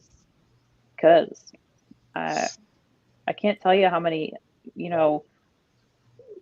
special people like Rick family members showed up and they were bragging about getting a free education here and then going back down to Mexico for college. So yeah, Rick. How'd I get dragged into this? I'm like, why? We're not allowed to say certain words. So. Give me a code word. You're the only person who's even allowed to be on the show after this week, so you better not say certain words. Well, in like the drug trade has gotten a lot worse too. So like there's a high school near where I live, and his nickname is Heroin High. Oh my god. So it's like, where are you like, where are you gonna send your kids? And it's like, stay at home. Good luck with that one. Oh, we got another super chat here from Angle Jackson. He said he wants either a Pogs, a Talk Boy, or Tussie the movie. I think he might be an hour behind the conversation that we had there, but we'll need to see either of those movies. I think I've heard of Pogs, but I don't know what the others are. I was around for Pogs. Like I remember when Pogs were a fad, and even I don't remember Pogs anymore. Talk Boy is the device that Kevin has in Home Alone 2. We already got a Talk Boy movie. Pogs took the concept of Tiddlywinks and just put characters on it. That's it. You just pushed the little plastic coins against each other. They had a tiny little lip to them, and they'd flip into a cup. And there's Pogs. I liked Pogs when I was a But kid. So. think about in 3 years. In 3 years, they haven't had one person. In the first year when none of these students passed, would that not have raised alarm bells with the administration and said, "There's a problem. There's a problem that none of our kids passed. What are we doing wrong?" But no, the second year, nothing. The third year, nothing. This is just so irresponsible of these adults and administrators to let this problem just grow to this level. As for LeBron James, well, apparently, I guess he just used the name, and they used his name, and maybe I don't know, but it's just very discouraging to hear this, because It is these are the entirely possible that they hid at the data, and they've had a lot of turnover, and that they didn't get a real insight. Are you to it suggesting that the numbers might actually be worse than what's being reported to You me? know what? I think the accurate numbers are somewhere in Lois Lerner's emails that she exchanged with Hillary Clinton about 5 years ago. So let's go check those out. Hey, be careful now. You're going to end up missing one these days. Start asking questions. So I'm already probably going to end up missing I it. mean, the way that I see it is that if the parents were smart, they would have pulled their kids out of that school. And if that school is slacking and nobody did anything about it, I'd actually look into a legal situation. It's like, you put my kid's academic future in danger with your failing stats, and you didn't tell anybody after 2 consecutive years, which is bad enough. 3 consecutive years is even far worse. Honestly, I think they said the state is looking to take over that school. I think they need to. Well, I want to say real quickly, too, that you can sue your school if you think that your children are getting inadequate education because your tax dollars from the school. Okay, like everything that the school buys and pays for, a large part of that comes from property tax, and then it's federally subsidized by grants and bills that are passed and stuff. So you can sue them if you feel like your tax dollars are being misused. A lot more people should be suing them, frankly. Well, let's see if we can get these administrators out, and if anyone wants to permanently abolish the Department of Education, please let me know, and I'll give you a big hug, and I'll treat you to a Whataburger. Oh, you already owe me a Whataburger. But no, what I would advocate for is that there's more school choice movement being pushed, and I think you have to watch how you do the voucher systems and stuff that they talk about. But if you even if you opt out of homeschool or homeschool, I think you should get your property taxes refunded to a higher degree anyway. I'd like to see those of us who have no kids not pay for schools because we're not getting anything out of it. Once You're getting a daycare where they could be doing. Oh no, I'm not. I'm not, because the parents, especially during the summer, they should remove summer vacation. They should remove summer vacation because that was a response to the local community that needed the kids to work in the farms during those months. Now they don't, but they still kept summer vacation. No. I think we should eliminate summer vacation. Why do they get 3 months? No. That was for, unless you're going to send them to work, and we want to do that. That's exactly what they do. I mean, but kids need a cool down period. I mean, come on, think about it, Rick. Not for 3 months. I'm surprised. It's 2 months. Thank you very much. No, it was 3 months. I will say that you can you can't use that excuse because we're at the library where I work. The parents happily dump their kids there. So I don't know. I don't know why you say that schools are babysitters. Doesn't that give you a job? No, because I'm not essential and I'm replaceable and I need to get over it. But I no longer can live off generous unemployment and stimulus checks like I did back in the day. when my job was almost sacrificed if it saved just one life. So no. Well, I'll have to Not say that I'm that bitter. one. I'll Not have that to I'm slay- bitter. Yeah, of course you're not bitter. You're not bitter at all. You don't need to get over that whole line that he said 3 years ago at all. So you're fine. Well, about 2 years ago. Who's counting? Point But, is, I'll just say real Well, quick. I will I'll just say, like, No, I was just saying okay, real. I was gonna say, like, homeschooling is hard if you have both parents working. I know a couple people that they do work full-time hours and they still homeschool their kids, but it's really hard. I mean, like, I'm a trophy wife and I love it, and I just watch my kids and I help them with their schoolwork every day, and that's what we do. And it depending on their mood, because they're still kids, you know, like it takes it can take between like an hour and 5 hours, and it's exhausting because you have to manage their emotional like you can't talk to them like adults yet because they're just still that young, where it's like, hey, I know you want to play with your Legos right now, but we just got to get through like 5 or 6 more math problems first. You know, and that's a lot of work for me, because it's like, otherwise I would be just, if I was teaching in a school system, I'd be like, look, you got 40 minutes to waste here. If you're not going to do your work, at least be quiet. Can't do that. You're the parent and the teacher.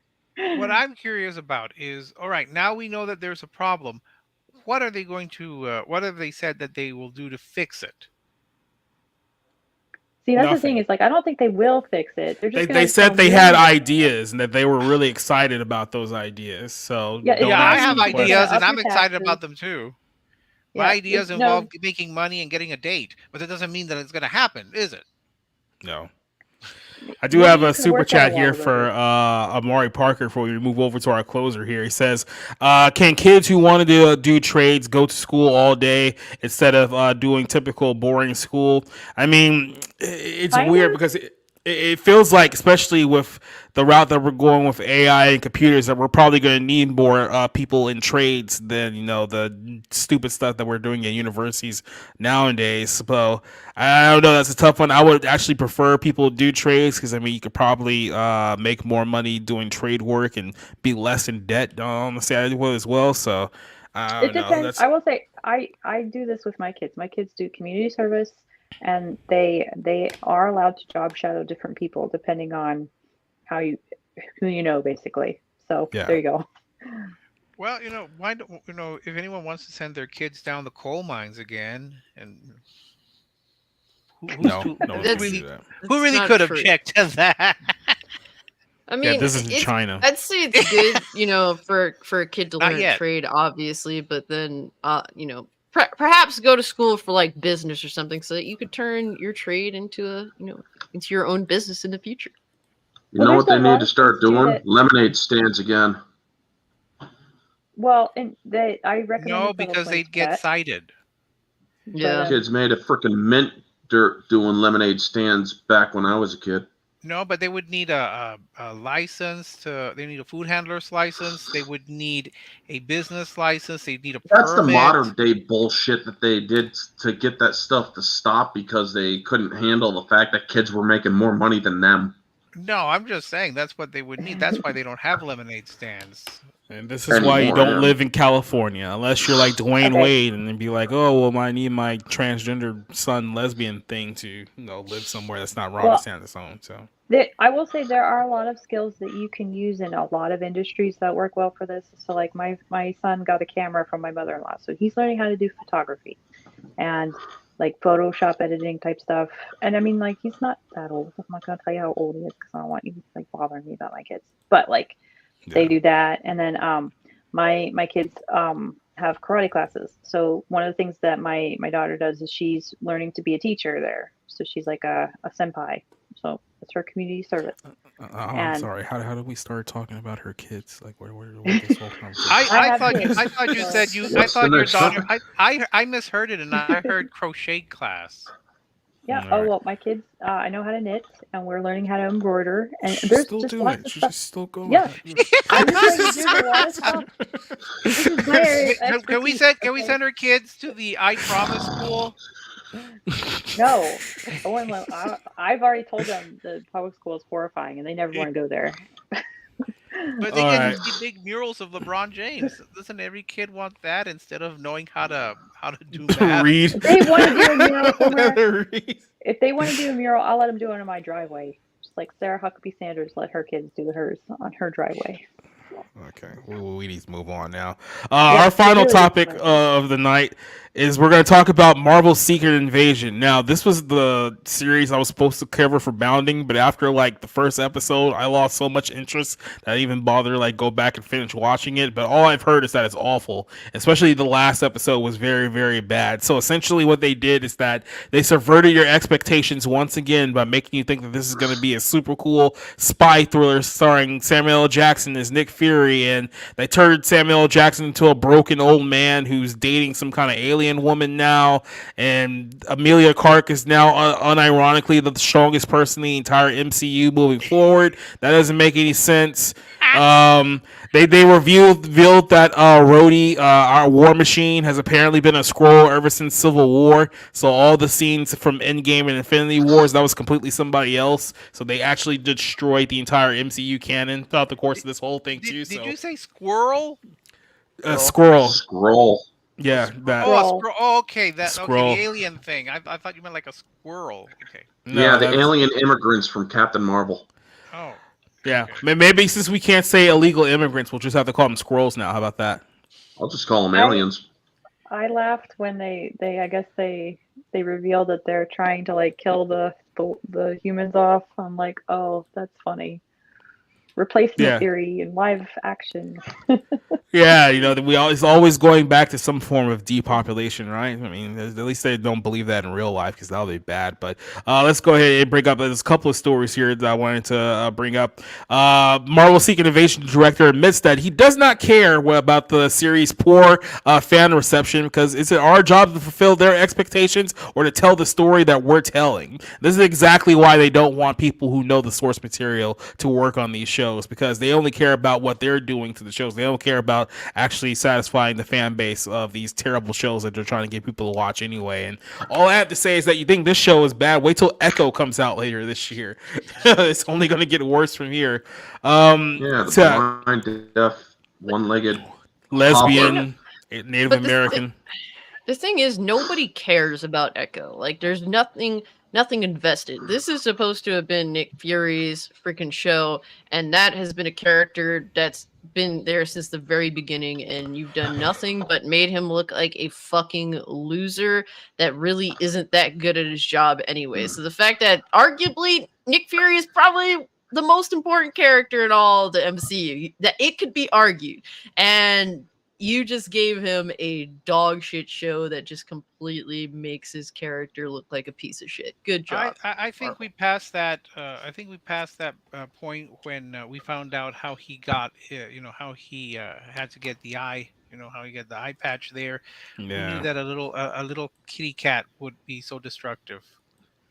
Yeah, well, it's an alien kitty cat that's apparently like a tentacle porn figure now for the Marvels, but we'll talk about that on another show. That's just the topic. We already in talked itself. about toys today. Yeah, there's enough toy talk here, cider. But despite the resounding negative reviews from fans and audiences, this is one of those episodes that were so bad, one of the shows that were so bad that even the media didn't try to play defense for it. Because normally they'll be like, oh, well, you're an istophobe if you don't like this. And even the media was coming out and saying, yeah, no, this is awful. Like, this is just really, really bad. But the director here, Ali Sami, I don't know how to pronounce that last. Salim, yeah, I should have gotten Duke to answer that one for me, has admitted that he does not feel bad about the show's poor reception. Particularly, he believes that the devoted, even rabid nature of the fan base does not lend itself to productive discussions involving its various entries. So, like I said, the show's out there. The last episode, I think, was like a week or two ago. It sucked. Nobody liked it. Currently has 55% on Rotten Tomatoes. I think the last episode is like below 10%. Like, that's how bad this was. But, yeah, I mean, they literally turned one into the character played by Amelia Clark, who is not aging well at all. Like, I know that they had to like intentionally dress her down for like this series, but she looks like she's 45 years old, and I don't think she's like in her mid 30s. So she's looking. Well, she smokes like a fucking fiend. Well, that'll do it. Yeah, you want to age like a rotten peach on the street that smoke a lot. That usually what helps. So yeah, they talk about the characters here. Like, the 8% was on for the last episode, so that just goes to show you how really bad it was. But apparently, this guy doesn't care that people don't like it. They did an interview with Variety's Angela Jackson. His first thoughts was like, "Oh, I don't read reviews. With all due respect for me, I view all the storytelling work I do as a dialogue with an audience. The show is finished. I put as I put up on the screen. That's half the dialogue, and the audience starts their half of the response to it. I think that's valuable, but I don't know. I don't know how to answer that question." He goes on to say that I don't feel bad about mixed reviews. Well, they're a little more than mixed. If you have unanimously good reviews of every movie will gross $10 billion, $1 trillion, right? So the projects resonate with different people at different times and different reasons. And Marvel has a very devoted, even rabid fan base who have expectations when it comes, and then when their expectations aren't fulfilled, they move into another direction. They give it a thumbs down. The director concluded, I don't know, is it our job to fulfill their expectations or to tell a story that we're telling? So it's a tricky thing. I would love it if everyone loved it, but I also don't have that expectation myself. So it's great. So I feel great about the response to it. So essentially saying that, hey, look, my hands are clean. I got paid. There's really nothing more to say about this. But I think there was also the argument. One of the sticking points here was about the fact that, like I said, you admitted that James Rhodes has basically been an imposter for like the last several years, and no one found out until like just now. So that's rubbed people the wrong way, because there was a lot of moments between his character and Iron Man when he died in Endgame and a few other characters over the last several years. But apparently that was all hogwash, because Rhodey had been secretly kidnapped and no one knew it for quite some time. And in the same interview here, was asking, it's like, what was it working with Don and the development of the deviations between Reva and Rhodey as he played both of them. And this is what he said here. He says that there a lot of what Don Cheadle's brilliance, a sense of logic, his specificity, and his acting prowess. The Reva thing was just simply there was a point in the beginning where we were designing the scrolls, and we made the comment that would a scroll pick a human that has facial features, or if it looked a bit more like this as scrolls, why would you go into hiding and find a human that looked like kind of me? That's what he says here. So we deviated. Yeah, that's the word I was looking for. We deviated from that, and then said that that we have to do. We have to do is really the show. In a lot of instances, these people are hiding in the human shell. They're going to pick a completely different race, a different age, and why not a different gender? Why couldn't we pick a female scroll to be a male human? And that's where it came from. Let's just be smart about how they're going into hiding. I think someone said earlier that was like a trans allegory here that probably was playing onto it a little bit there as well. So I guess that was them trying to justify the fact that there was a female scroll impersonating Rhodey in the show. But like I said, I think people had more of a problem with the implications of Rhodey not being real for like the last several movies, and whether it led to interactions with other characters. I guess he still doesn't technically know that Tony's dead because he's been kidnapped for so long. So I guess that's how they're going to keep people interested for Armor Wars, which is supposed to come out sometime in the next year or so. So I don't know. I think they screwed the pooch.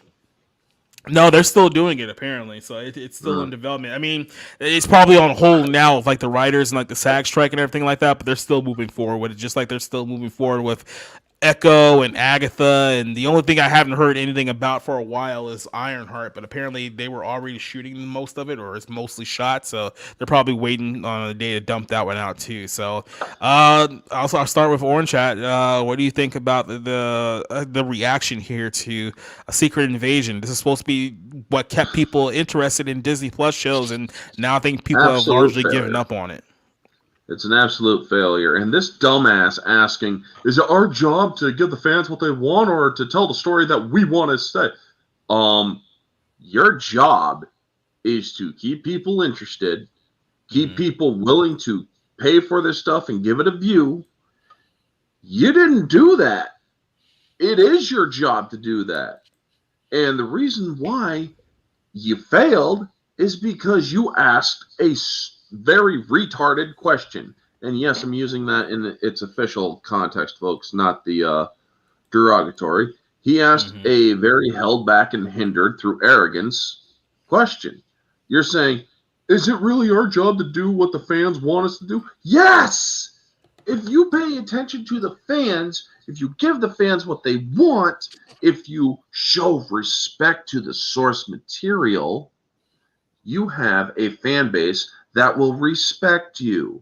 But if you create content and push all this nonsense that people are genuinely losing interest in, this transgender bullshit, the sexual stuff, we're losing interest in that because we don't freaking care about it.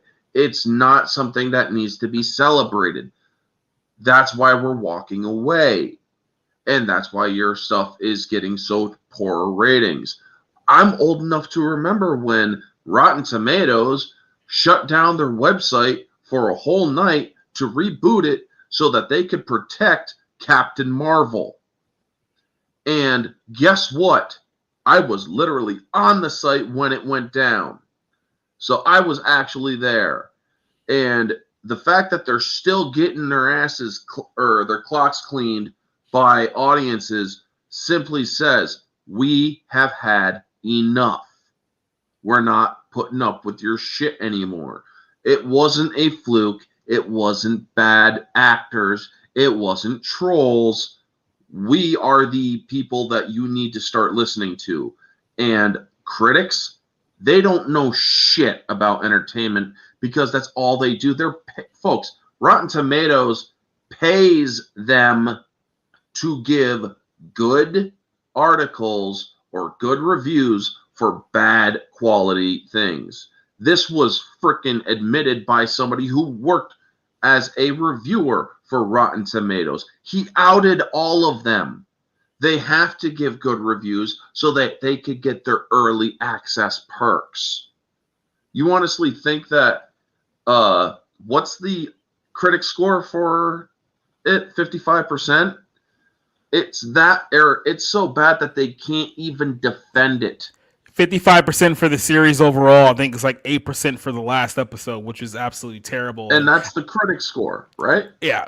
And I do want to put this over. Roof Korea had said that it should have been obvious that he was replaced since Iron Man 2. That actually could have saved it if they actually tried to make the at least we were aware that, by the way, we replaced Terrence Howard a long time ago, so he's been fake for a while. I also heard, but I also did see this clip. I don't know where it was from, of Rhodey basically saying, if this country gives me the eye one more time, I'm going to carpet bomb her. I'm like, did Rhodey get taken over by a scroll or some shit? Because he never would have said shit like that. So that was kind of like a tip off for me. And I never even saw the entire show, but I saw that clip and it's like, yeah, that ain't Rhodey. That ain't Rhodey would not have freaking threatened to carpet bomb a country simply because they're giving him the stink eye. How does a scroll break its back? They shapeshift. They shapeshift different heights. Yeah. How do they break their spine? There's no spine to break. They're completely morphable. I could tell you how they break their back. They let Lizzo sit on them. Oh my god. Oh. Beep, beep, beep. Yep. Wide load coming through. That was him. That was him. That was not me. I'm just here. Shut up. You laughed and you know I it. gotta say, I was so surprised that they killed off, what is it, Talos and Maria Hill's character. I mean, at this point, what is she going to contribute to the MCU? I mean, she's been around since like the very beginning. It's like her character's pretty much done now. It's like, yeah, just kill me off so I don't have to come back. Yeah, she needs to go back to How I Met Your Mother and do the sequel series. And Echo and Agatha. Yeah, it was Agatha all along. The problem here has always been that for some reason Disney and Marvel think that there's so much vested interest in all of these projects that people will keep going to them. We've seen all of these shows taper off and lose interest. Yes, I mean, WandaVision, I suppose, was popular, and Loki, I know, was apparently popular as well. But it's just diminishing returns here. Not a lot of people are that invested in Secret Invasion. Fewer people will be in Echo. As for the Marvelettes, if we're going to have to watch Secret Invasion to follow the plot of the Marvels, who's really going to be that invested? You go into these movies and you're going to have to watch all these other things that you don't really care about. Uh, it, it- there's not going to be. I don't understand the thinking here when it comes to the MCU. The thinking is that we're too big to fail. We can do whatever we want. We can literally take a dump on a piece on a plate, put it on a platter, and then everyone's gonna love it because this is Marvel and the MCU. And now all of a sudden here we are several years later, and they're losing billions of dollars. So And well, the thing is, you know how I always refer to it like as the world's longest and most expensive soap opera. So now we needed to make these shock twists. You know, is it Rhodey's going to be a scroll or whatever that thing is? So we needed to retcon apparently what has gone on before. For people who watch these movies and who do care about them, that's unfair to them because you're changing a lot of what they know to fit in something that the people who are making these projects generally don't care about. And we've seen this. Was it Star Trek where they were talking about how they didn't watch the early shows or didn't know anything about the mythos? Same here. I don't understand why people who, at very least, have a disinterest to a downright hostility towards the properties, and I would say hostilities from She-Hulk, why they are given the keys to the kingdom and they are allowed to quote create something that the fans don't like, general audiences are disinterested in, and are just keep forcing it onto people. I'm when I go if I ever go watch the Marvels, I'm not going to know about Secret Invasion or all of this. I don't care. I don't think we need to watch television shows to try to follow the plot of a movie to a series that is gone on for what 20 some odd years. Why? Well, that's Marvel. Why they're forcing Ms. Marvel down everyone's throats, or now Iceman's boyfriend when Iceman was killed in Hellfire Gala. So it makes no sense. What Marvel? Cider, weren't you the one who showed us the gay X-Men that they're propping up now, the new gay X-Men series? No, that wasn't you. Okay. No. The Kenergy only goes so far, sir. Okay, well, okay. I guess I can't throw you under the bus for that one. So there you go. I only ruined the world in hot pink. I've got nothing to do with gay people. That was a good one. But yeah, I mean, look, it's clear that they've given up, and I think with here's the problem with a lot of these shows: they're not interesting. It's like, I think with the movies, when they were just doing the movies, there was this kind of anticipation that you had to see the next movie to see how the story like progresses, and then it went from them doing like maybe one movie like a year or one movie every couple of years to we need to do 3 movies a year. And now this has moved on to we have to have several Disney Plus shows to supplement our 3 or 4 movies a year. And now people are just like, okay, now this just feels like homework to me. And it's like, I'm not gonna watch 32 films and like 15 Disney Plus series just to figure out what's going on in this story because you expect me to have watched all this stuff before we've gotten to this point now. And like I said, I think it's just terrible the way this whole thing's gone down because at least beforehand, this had a little bit of hype to it. I mean, it was Samuel L. Jackson. The trailer made you think that it was going to be like tough and gritty and that this is the perfect role for a guy like him. And then people actually saw the series and it was just dry and depressing and sad. And they tore down his character and no one really cared about any of the new characters. The CGI was terrible. We've all seen the picture of Clark trying to flex her little tiny T-Rex arms to make it seem like she's like a super monster now. And now, like I said, you've made her like the most OP character in the entire MCU now because she literally has everyone's powers. So, great writing there, Disney. So they made her their version of the Super Skrull. Yes. Well, you see, since I'm not versed in the Marvel Cinematic Universe and I wouldn't know anything about it really, so isn't this like what was it, Cypher and Heroes, who just takes the powers of all these others? I'm perplexed. Yeah. See, when I go see they the basically Marvel, turned her into Shang Tsung. That's basically what they did. Yeah, but I think that the people who changed, like they changed Rhodey into a scroll, I think for better or worse, probably for worse, they really alter a lot of what fans liked about the original films. You have this massive change, and how is that going to improve the product? Moreover, for people who go back and watch the original movies, and they're going to slice and dice all the minutia of this, they're going to say no, that can't be right. So I don't know why people really are invested. But again, Disney is bleeding the property dry. They are just hell bent on doing this, and I've said this before. With Star Wars, I've said this with the Marvel, Indiana Jones. They will grab everything and just try to pump out everything that they can out of it, but leave the original product into a shell, which is hollow, and that's going to lose interest. Real quick, another super chat. I heard another $2 from Jangle Saxon here saying that Hollywood strikers are silly Saggets. Yeah, silly Bob Saget. Don't ask any questions about his death either. That's not allowed on YouTube at all. So he totally he died? Yeah. Yeah, Bob Saget was killed. No, he was just mysteriously not alive in a Found hotel dead. room. Yeah. He had a Yeah, stroke. he was found dead. He was killed by mysterious circumstances. Allegedly. Yeah. He experienced a stroke, which was probably not actually supposed to, bludgeon him to death. But Yeah, Lizzo mooned him and he died from a heart attack. The stroke literally came into his hotel room and bludgeoned him to death, and then that's how he died. So, y'all are just going off here.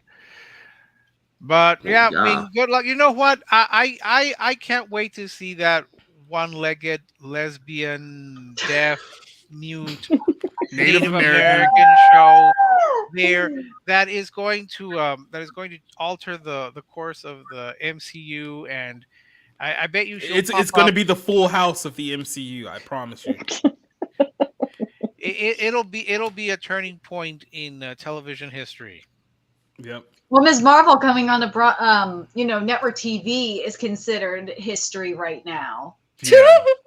I'm dead serious. I mean, not only that, they're still discussing whether they're going to push back the Marvels again. This will be literally the sixth time this film's been pushed back so far. It was supposed to come out July last year initially, and it's been pushed back 5 times since. Now we're talking about pushing it back again. Well, and you just push it back indefinitely. I mean, at this point, they made a TV series that revolves around one of the greatest, the greatest workhorses in Hollywood, arguably, and it's a giant crock of shit. That doesn't spell the end of the MCU. I don't know what the fuck does. Well, there's also 3 women leads. If it wasn't going to be delayed by Hollywood, I'm sure they would have asked. They would have shown up late anyway. So.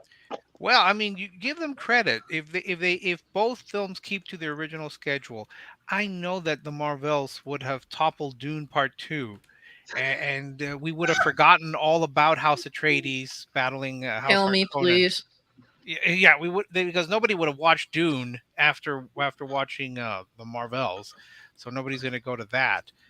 But my question is, with all of these changes to the Marvel Cinematic Universe, are we going to ever get Harry Styles in his movie?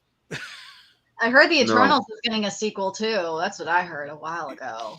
Yeah, we need to get Harry Styles back. Here's my question: does anyone look at this photo and just immediately start hearing Goodbye Horses playing in the background, or is that just me?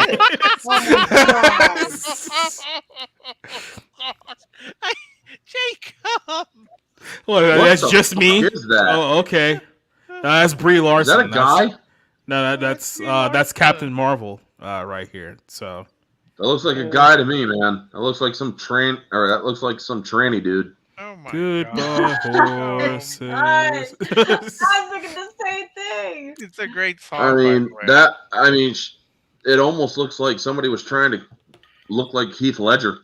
Oh gosh. Dark Scorpio asks a question real quick. What do you think about Marvel bringing back Chris Evans or starting from scratch? No, just end it. Just end it. Look, well, we all know you guys want to do A-Force, so just do your little A-Force movie and then just end it, and then don't do another movie for at least another 20 years. Well, here's the thing. They actually revealed who would be leading the new Avengers, and it's actually the guys that are leading it. Yeah, it's Captain Falcon and Shang-Chi, and then, well, Shuri is not a guy, but it might as well be at this point. Who? Shuri. Oh, well, fuck Shuri. Shuri Black Panther, so. Yeah. Yay, that's exactly what we need. I'm fucking sleep. But it's 2 out of 3 guys that are leading it, so it's like, fuck the women. Yeah, if you guys are pro wrestling fans, you remember the night that Tony Schiavone said about Mankind winning the WWF title, that'll put butts in seats. And when I hear about a lineup of Shang-Chi, female Black Panther, and Black Captain America, and the new Avengers team, be like, yeah, that will put butts in seats. Good luck with that. Might as well just call it Blacked in America. Yeah, might as well just call it what it is, an abomination. This series has gone on for far too long. It's time to just wrap it up. And the people who started watching this, like, how many years ago? When you think about it, there was people making the case that Robert Downey Jr. should have won an Oscar for Endgame because he says that I am Iron Man. So it shouldn't be any surprise that now we're talking about Barbie sweeping the Academy Awards that year. This is all downhill from there, and I blame all of you guys for being involved in this. So yeah, all those assholes that freaking got that movie going. You should be ashamed of yourselves. We all know that it's going to be Barbie versus Across the Spider-Verse for Best Picture. Mm-hmm. All right, because both of those are literally among the greatest films ever made, equal to Schindler's List. I mean, yeah, Schindler's List is here, and Barbie is way up here. Yeah, there's 2001: Space Odyssey, and then there's Barbie. Exactly. I mean, I was surprised at how many people thought I was serious when I asked a question about it, and I was like asking, "Do you really think that it deserves to be on the same level?" Apparently, there are people who said yes. Yeah. Well, most of the people on Twitter, I wouldn't take their advice on anything. So yeah, because they're dumb. They're just freaking dumb. Did they go to LeBron James to school? The nice thing about, like, I would ask Cassie about, no, not football, like video games. Yeah, things I don't like. So, but I could ask Nerdigans about anime. I'd ask Rob and Rick and Jacob about movies and journalism stuff, maybe. And like Orange Chat, I'd ask you about New York weather. Cider, we can ask him about Ken and Pot. Yeah. Yes. Well, Rob could answer about pot as well. Cassie, we can ask about menstrual cycles. Hey, you can ask me about those too. Avoid them at all costs, and if a tranny wants mine, they can gladly fucking have it. No, I would ask Live with that Cassie about shit. Miss Ross. Supposed to. I would ask her about Miss Ross and Pam Grier. Oh yeah. We could ask Nerdigans about existential crises. No, you can ask me about those too. But I mean, like, I wouldn't take hygiene advice from half these people. So I mean, I'm over half these people, and I mean, I don't know. Like, nobody on Twitter is somebody that I would go to for like real life advice anymore. Absolutely not. No. I mean, I get when you first get on, and maybe a lot of these people that are getting on Twitter, I doubt it, are younger, and they're just like, oh, movie stars, Mark Hamill, why is he trending today? Lizzo, why is Lizzo trending today? And yeah, have you ever like found out why someone's trending and then like immediately regretted it? Yes. We had Pee Wee Herman this week, so. No, I'm not talking about like deaths. I mean, it's like, oh, I wonder why. Oh God, no. No, I'm thrilled when I see someone trending and it's like, oh, they're still alive. Okay, so then. Yeah, wait till he finds out that Phyllis Diller is dead. Let's wrap things up here. Let's go ahead and say our sorrows and say our goodbyes. I will go ahead and give you guys an opportunity to promote whatever it is that you guys want to promote, and then we'll roll on out of here. So I'll go ahead and start with this lovely person right here with the Tupac do-rag, and just go ahead and tell what you got coming up. Tupac wore lavender, really? I mean, I'm pretty sure it was somewhere there. Oh no, lavender. That would be like what? Remember like Prince. do-rag Vince, the do-rag Vince era, where he was wearing like the pink suit, and the pink do-rag. I think you're thinking of Prince. Prince wore purple because Purple This Rain. is true. This is true. I I guess saw I the got a meme on little that bit one. of. I got a little bit of what's that chick from Aliens? Ripley? No, Vasquez? the other Vasquez? girl. Yeah, Vasquez. Yeah, I got the Vasquez going on today. But yeah, There you guys, go. you can find me Cult Classic Cage on YouTube, Kick, and Twitter. I just dropped a video dancing on the fucking grave and pissing on the grave of feminist frequency. So, you know, as most people who are into gaming know, Anita Sarkeesian single-handedly fucked up gaming for many years, and it continues to live on as time goes on. So if you're interested in hearing the details on that, definitely check out my most recent video. I'll probably be streaming might actually stream tonight. We'll see. If not, I'll probably be streaming tomorrow on Kick, so definitely check me out there. Yeah, it was good hanging with y'all. Had a lot of fun and great topics and great chat tonight, guys. Appreciate y'all for pulling up. Definitely hit the subscribe button, hit the like button. Definitely show Society some love, especially since he just recently got monetized, man. That's what's up. Mm-hmm. Speaking of recently monetized, Cider. You're muted. I don't know about monetized. I'm not monetized. Anyway, the Dank Stream, John De La Rosa's show, funny haha, and I talk too much about Barbie on my channel. So, Oh, don't you have a new awesome video that you want to hype everyone else about? The one you just did about Ken? no, I just talk too much about Barbie on my channel. Stop by and look at the pink. Cider, You're literally just okay. Never mind. I salute you for starting the Kennaissance. Oh, that's a good one. Thank you. You are Kenough. Thank you. This is bad. Pick me up. Nerdigans, Thank you. please save this segment for us. Please. You can catch me on my YouTube channel, Nerdigans Inc., where I cover anime and manga on a regular basis. I have a lot of articles going up for Bounding because I need to pay my rent somehow. And as long as I have a roof over my head, I will probably be here next week. So stay tuned.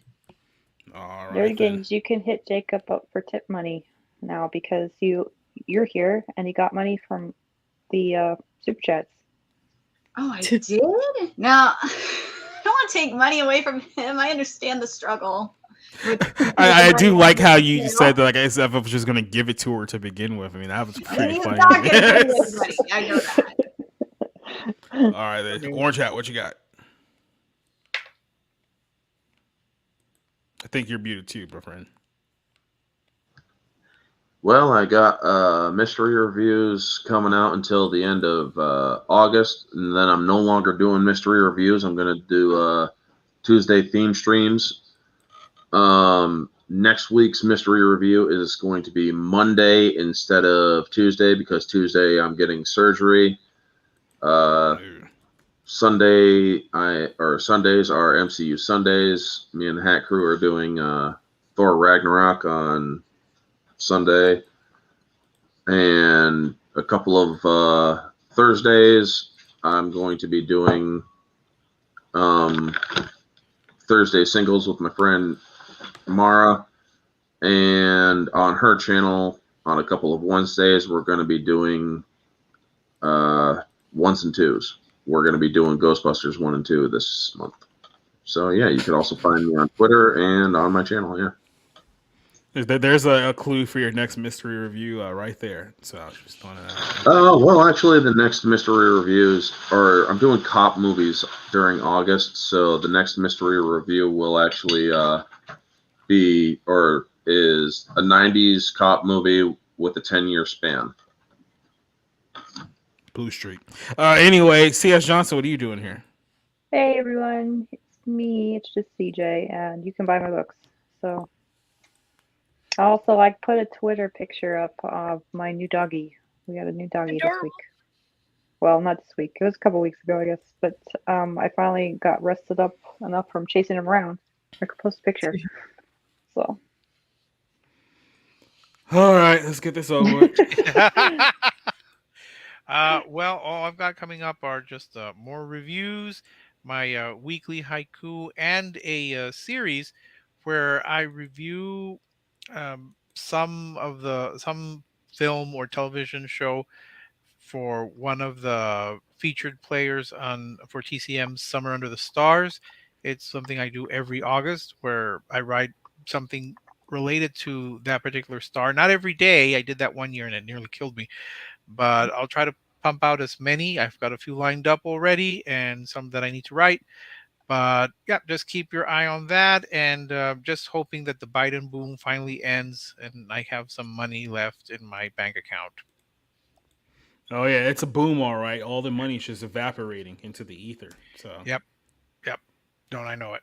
All right, letting you guys know what we got coming up. Tomorrow, Black Pill stream, Bounding in the Comics, me, Cider, Spencer. I guess we're taking over because John Trent won't be there, so we'll be running that show into the ground. It's going to be a fun time tomorrow night on that show, so go over there and check this out over there. Friday night, Rob should be back, and we're going to be reviewing The Meg 2, so we're going to be reviewing that film. I didn't even ask Rick if he was actually watching The Meg 2. Are you going to be on that one? On Friday? Yeah. I can't make any promises. I have to check. The Meg 2, right? Yep. All right. I'm gonna say no for now, but let me check my schedule and let me check to see where it's playing, and I'll let you know for sure. Hopefully Thursday. I mean, it's playing everywhere. I mean, I did check that beforehand. Yeah, but I mean, I'm off on Friday, but so I might be able to see it at that time, but I don't know because I have to have. Isn't your little rinky-dink minor league team out of the playoffs yet? Like, why are we still? Oh yeah, they're like 5, 10, 15 games behind. Yeah. Yeah. Okay. Then so they're not even playing this week here. My question is about whether I can. Well, maybe if there's a Thursday showing, because it's difficult. I don't like staying out late. I did that with was it Barbie? I didn't get home till almost midnight. You don't have you work at the library, so that's probably gonna be tough. Yeah. Anyway, we'll figure it out. But there's gonna be a show on Friday night, regardless. So The Meg 2 is the movie we're talking about there. This coming Monday on the Bible Lens podcast, we did an episode last night about aliens and demons and Nephilim and all that good stuff. So go check out that episode that's up on YouTube and Rumble right now. This coming Monday, our next episode will be about AI and CB and central bank digital currencies. I'm thinking about having a special guest on there to talk a little bit more about AI and enlighten some of us about the joys and the wonders if he's down to do it. But we'll talk about that on another stream there. And then next week we'll be back here. I think it's episode 60 of the Barroom Podcast will be right here Tuesday night. For everyone who has joined us here tonight, I know there's a lot of you guys. I'm not gonna be able to get to everyone, but you guys know who you are, especially the regulars. I'm working on getting a new little special shout out for you guys since you guys been with us for so long. But we got so many people joining us throughout the course of the night, it's gonna be impossible for me to give a shout out to everyone. So like I said, I'll work on that. Hopefully I'll have it by next week. But we do have a new updated outro here. Unfortunately, it's not Spring Yard, so Josh still gets screwed. No Spring Yard, that's still retired, but we do have a new outro here, and hopefully you guys enjoy it. So hopefully we will see you guys on Friday night. We'll see you guys on Monday night. If not, we'll see you back here next week on the Barroom Podcast. Wave to everyone, ladies and gentlemen. We're out of here. I'm hitting the outro. Good night. It's over. Go home. Get the hell out! Get out! Get out! Get out! Okay. Get out! Get out! You get the hell out!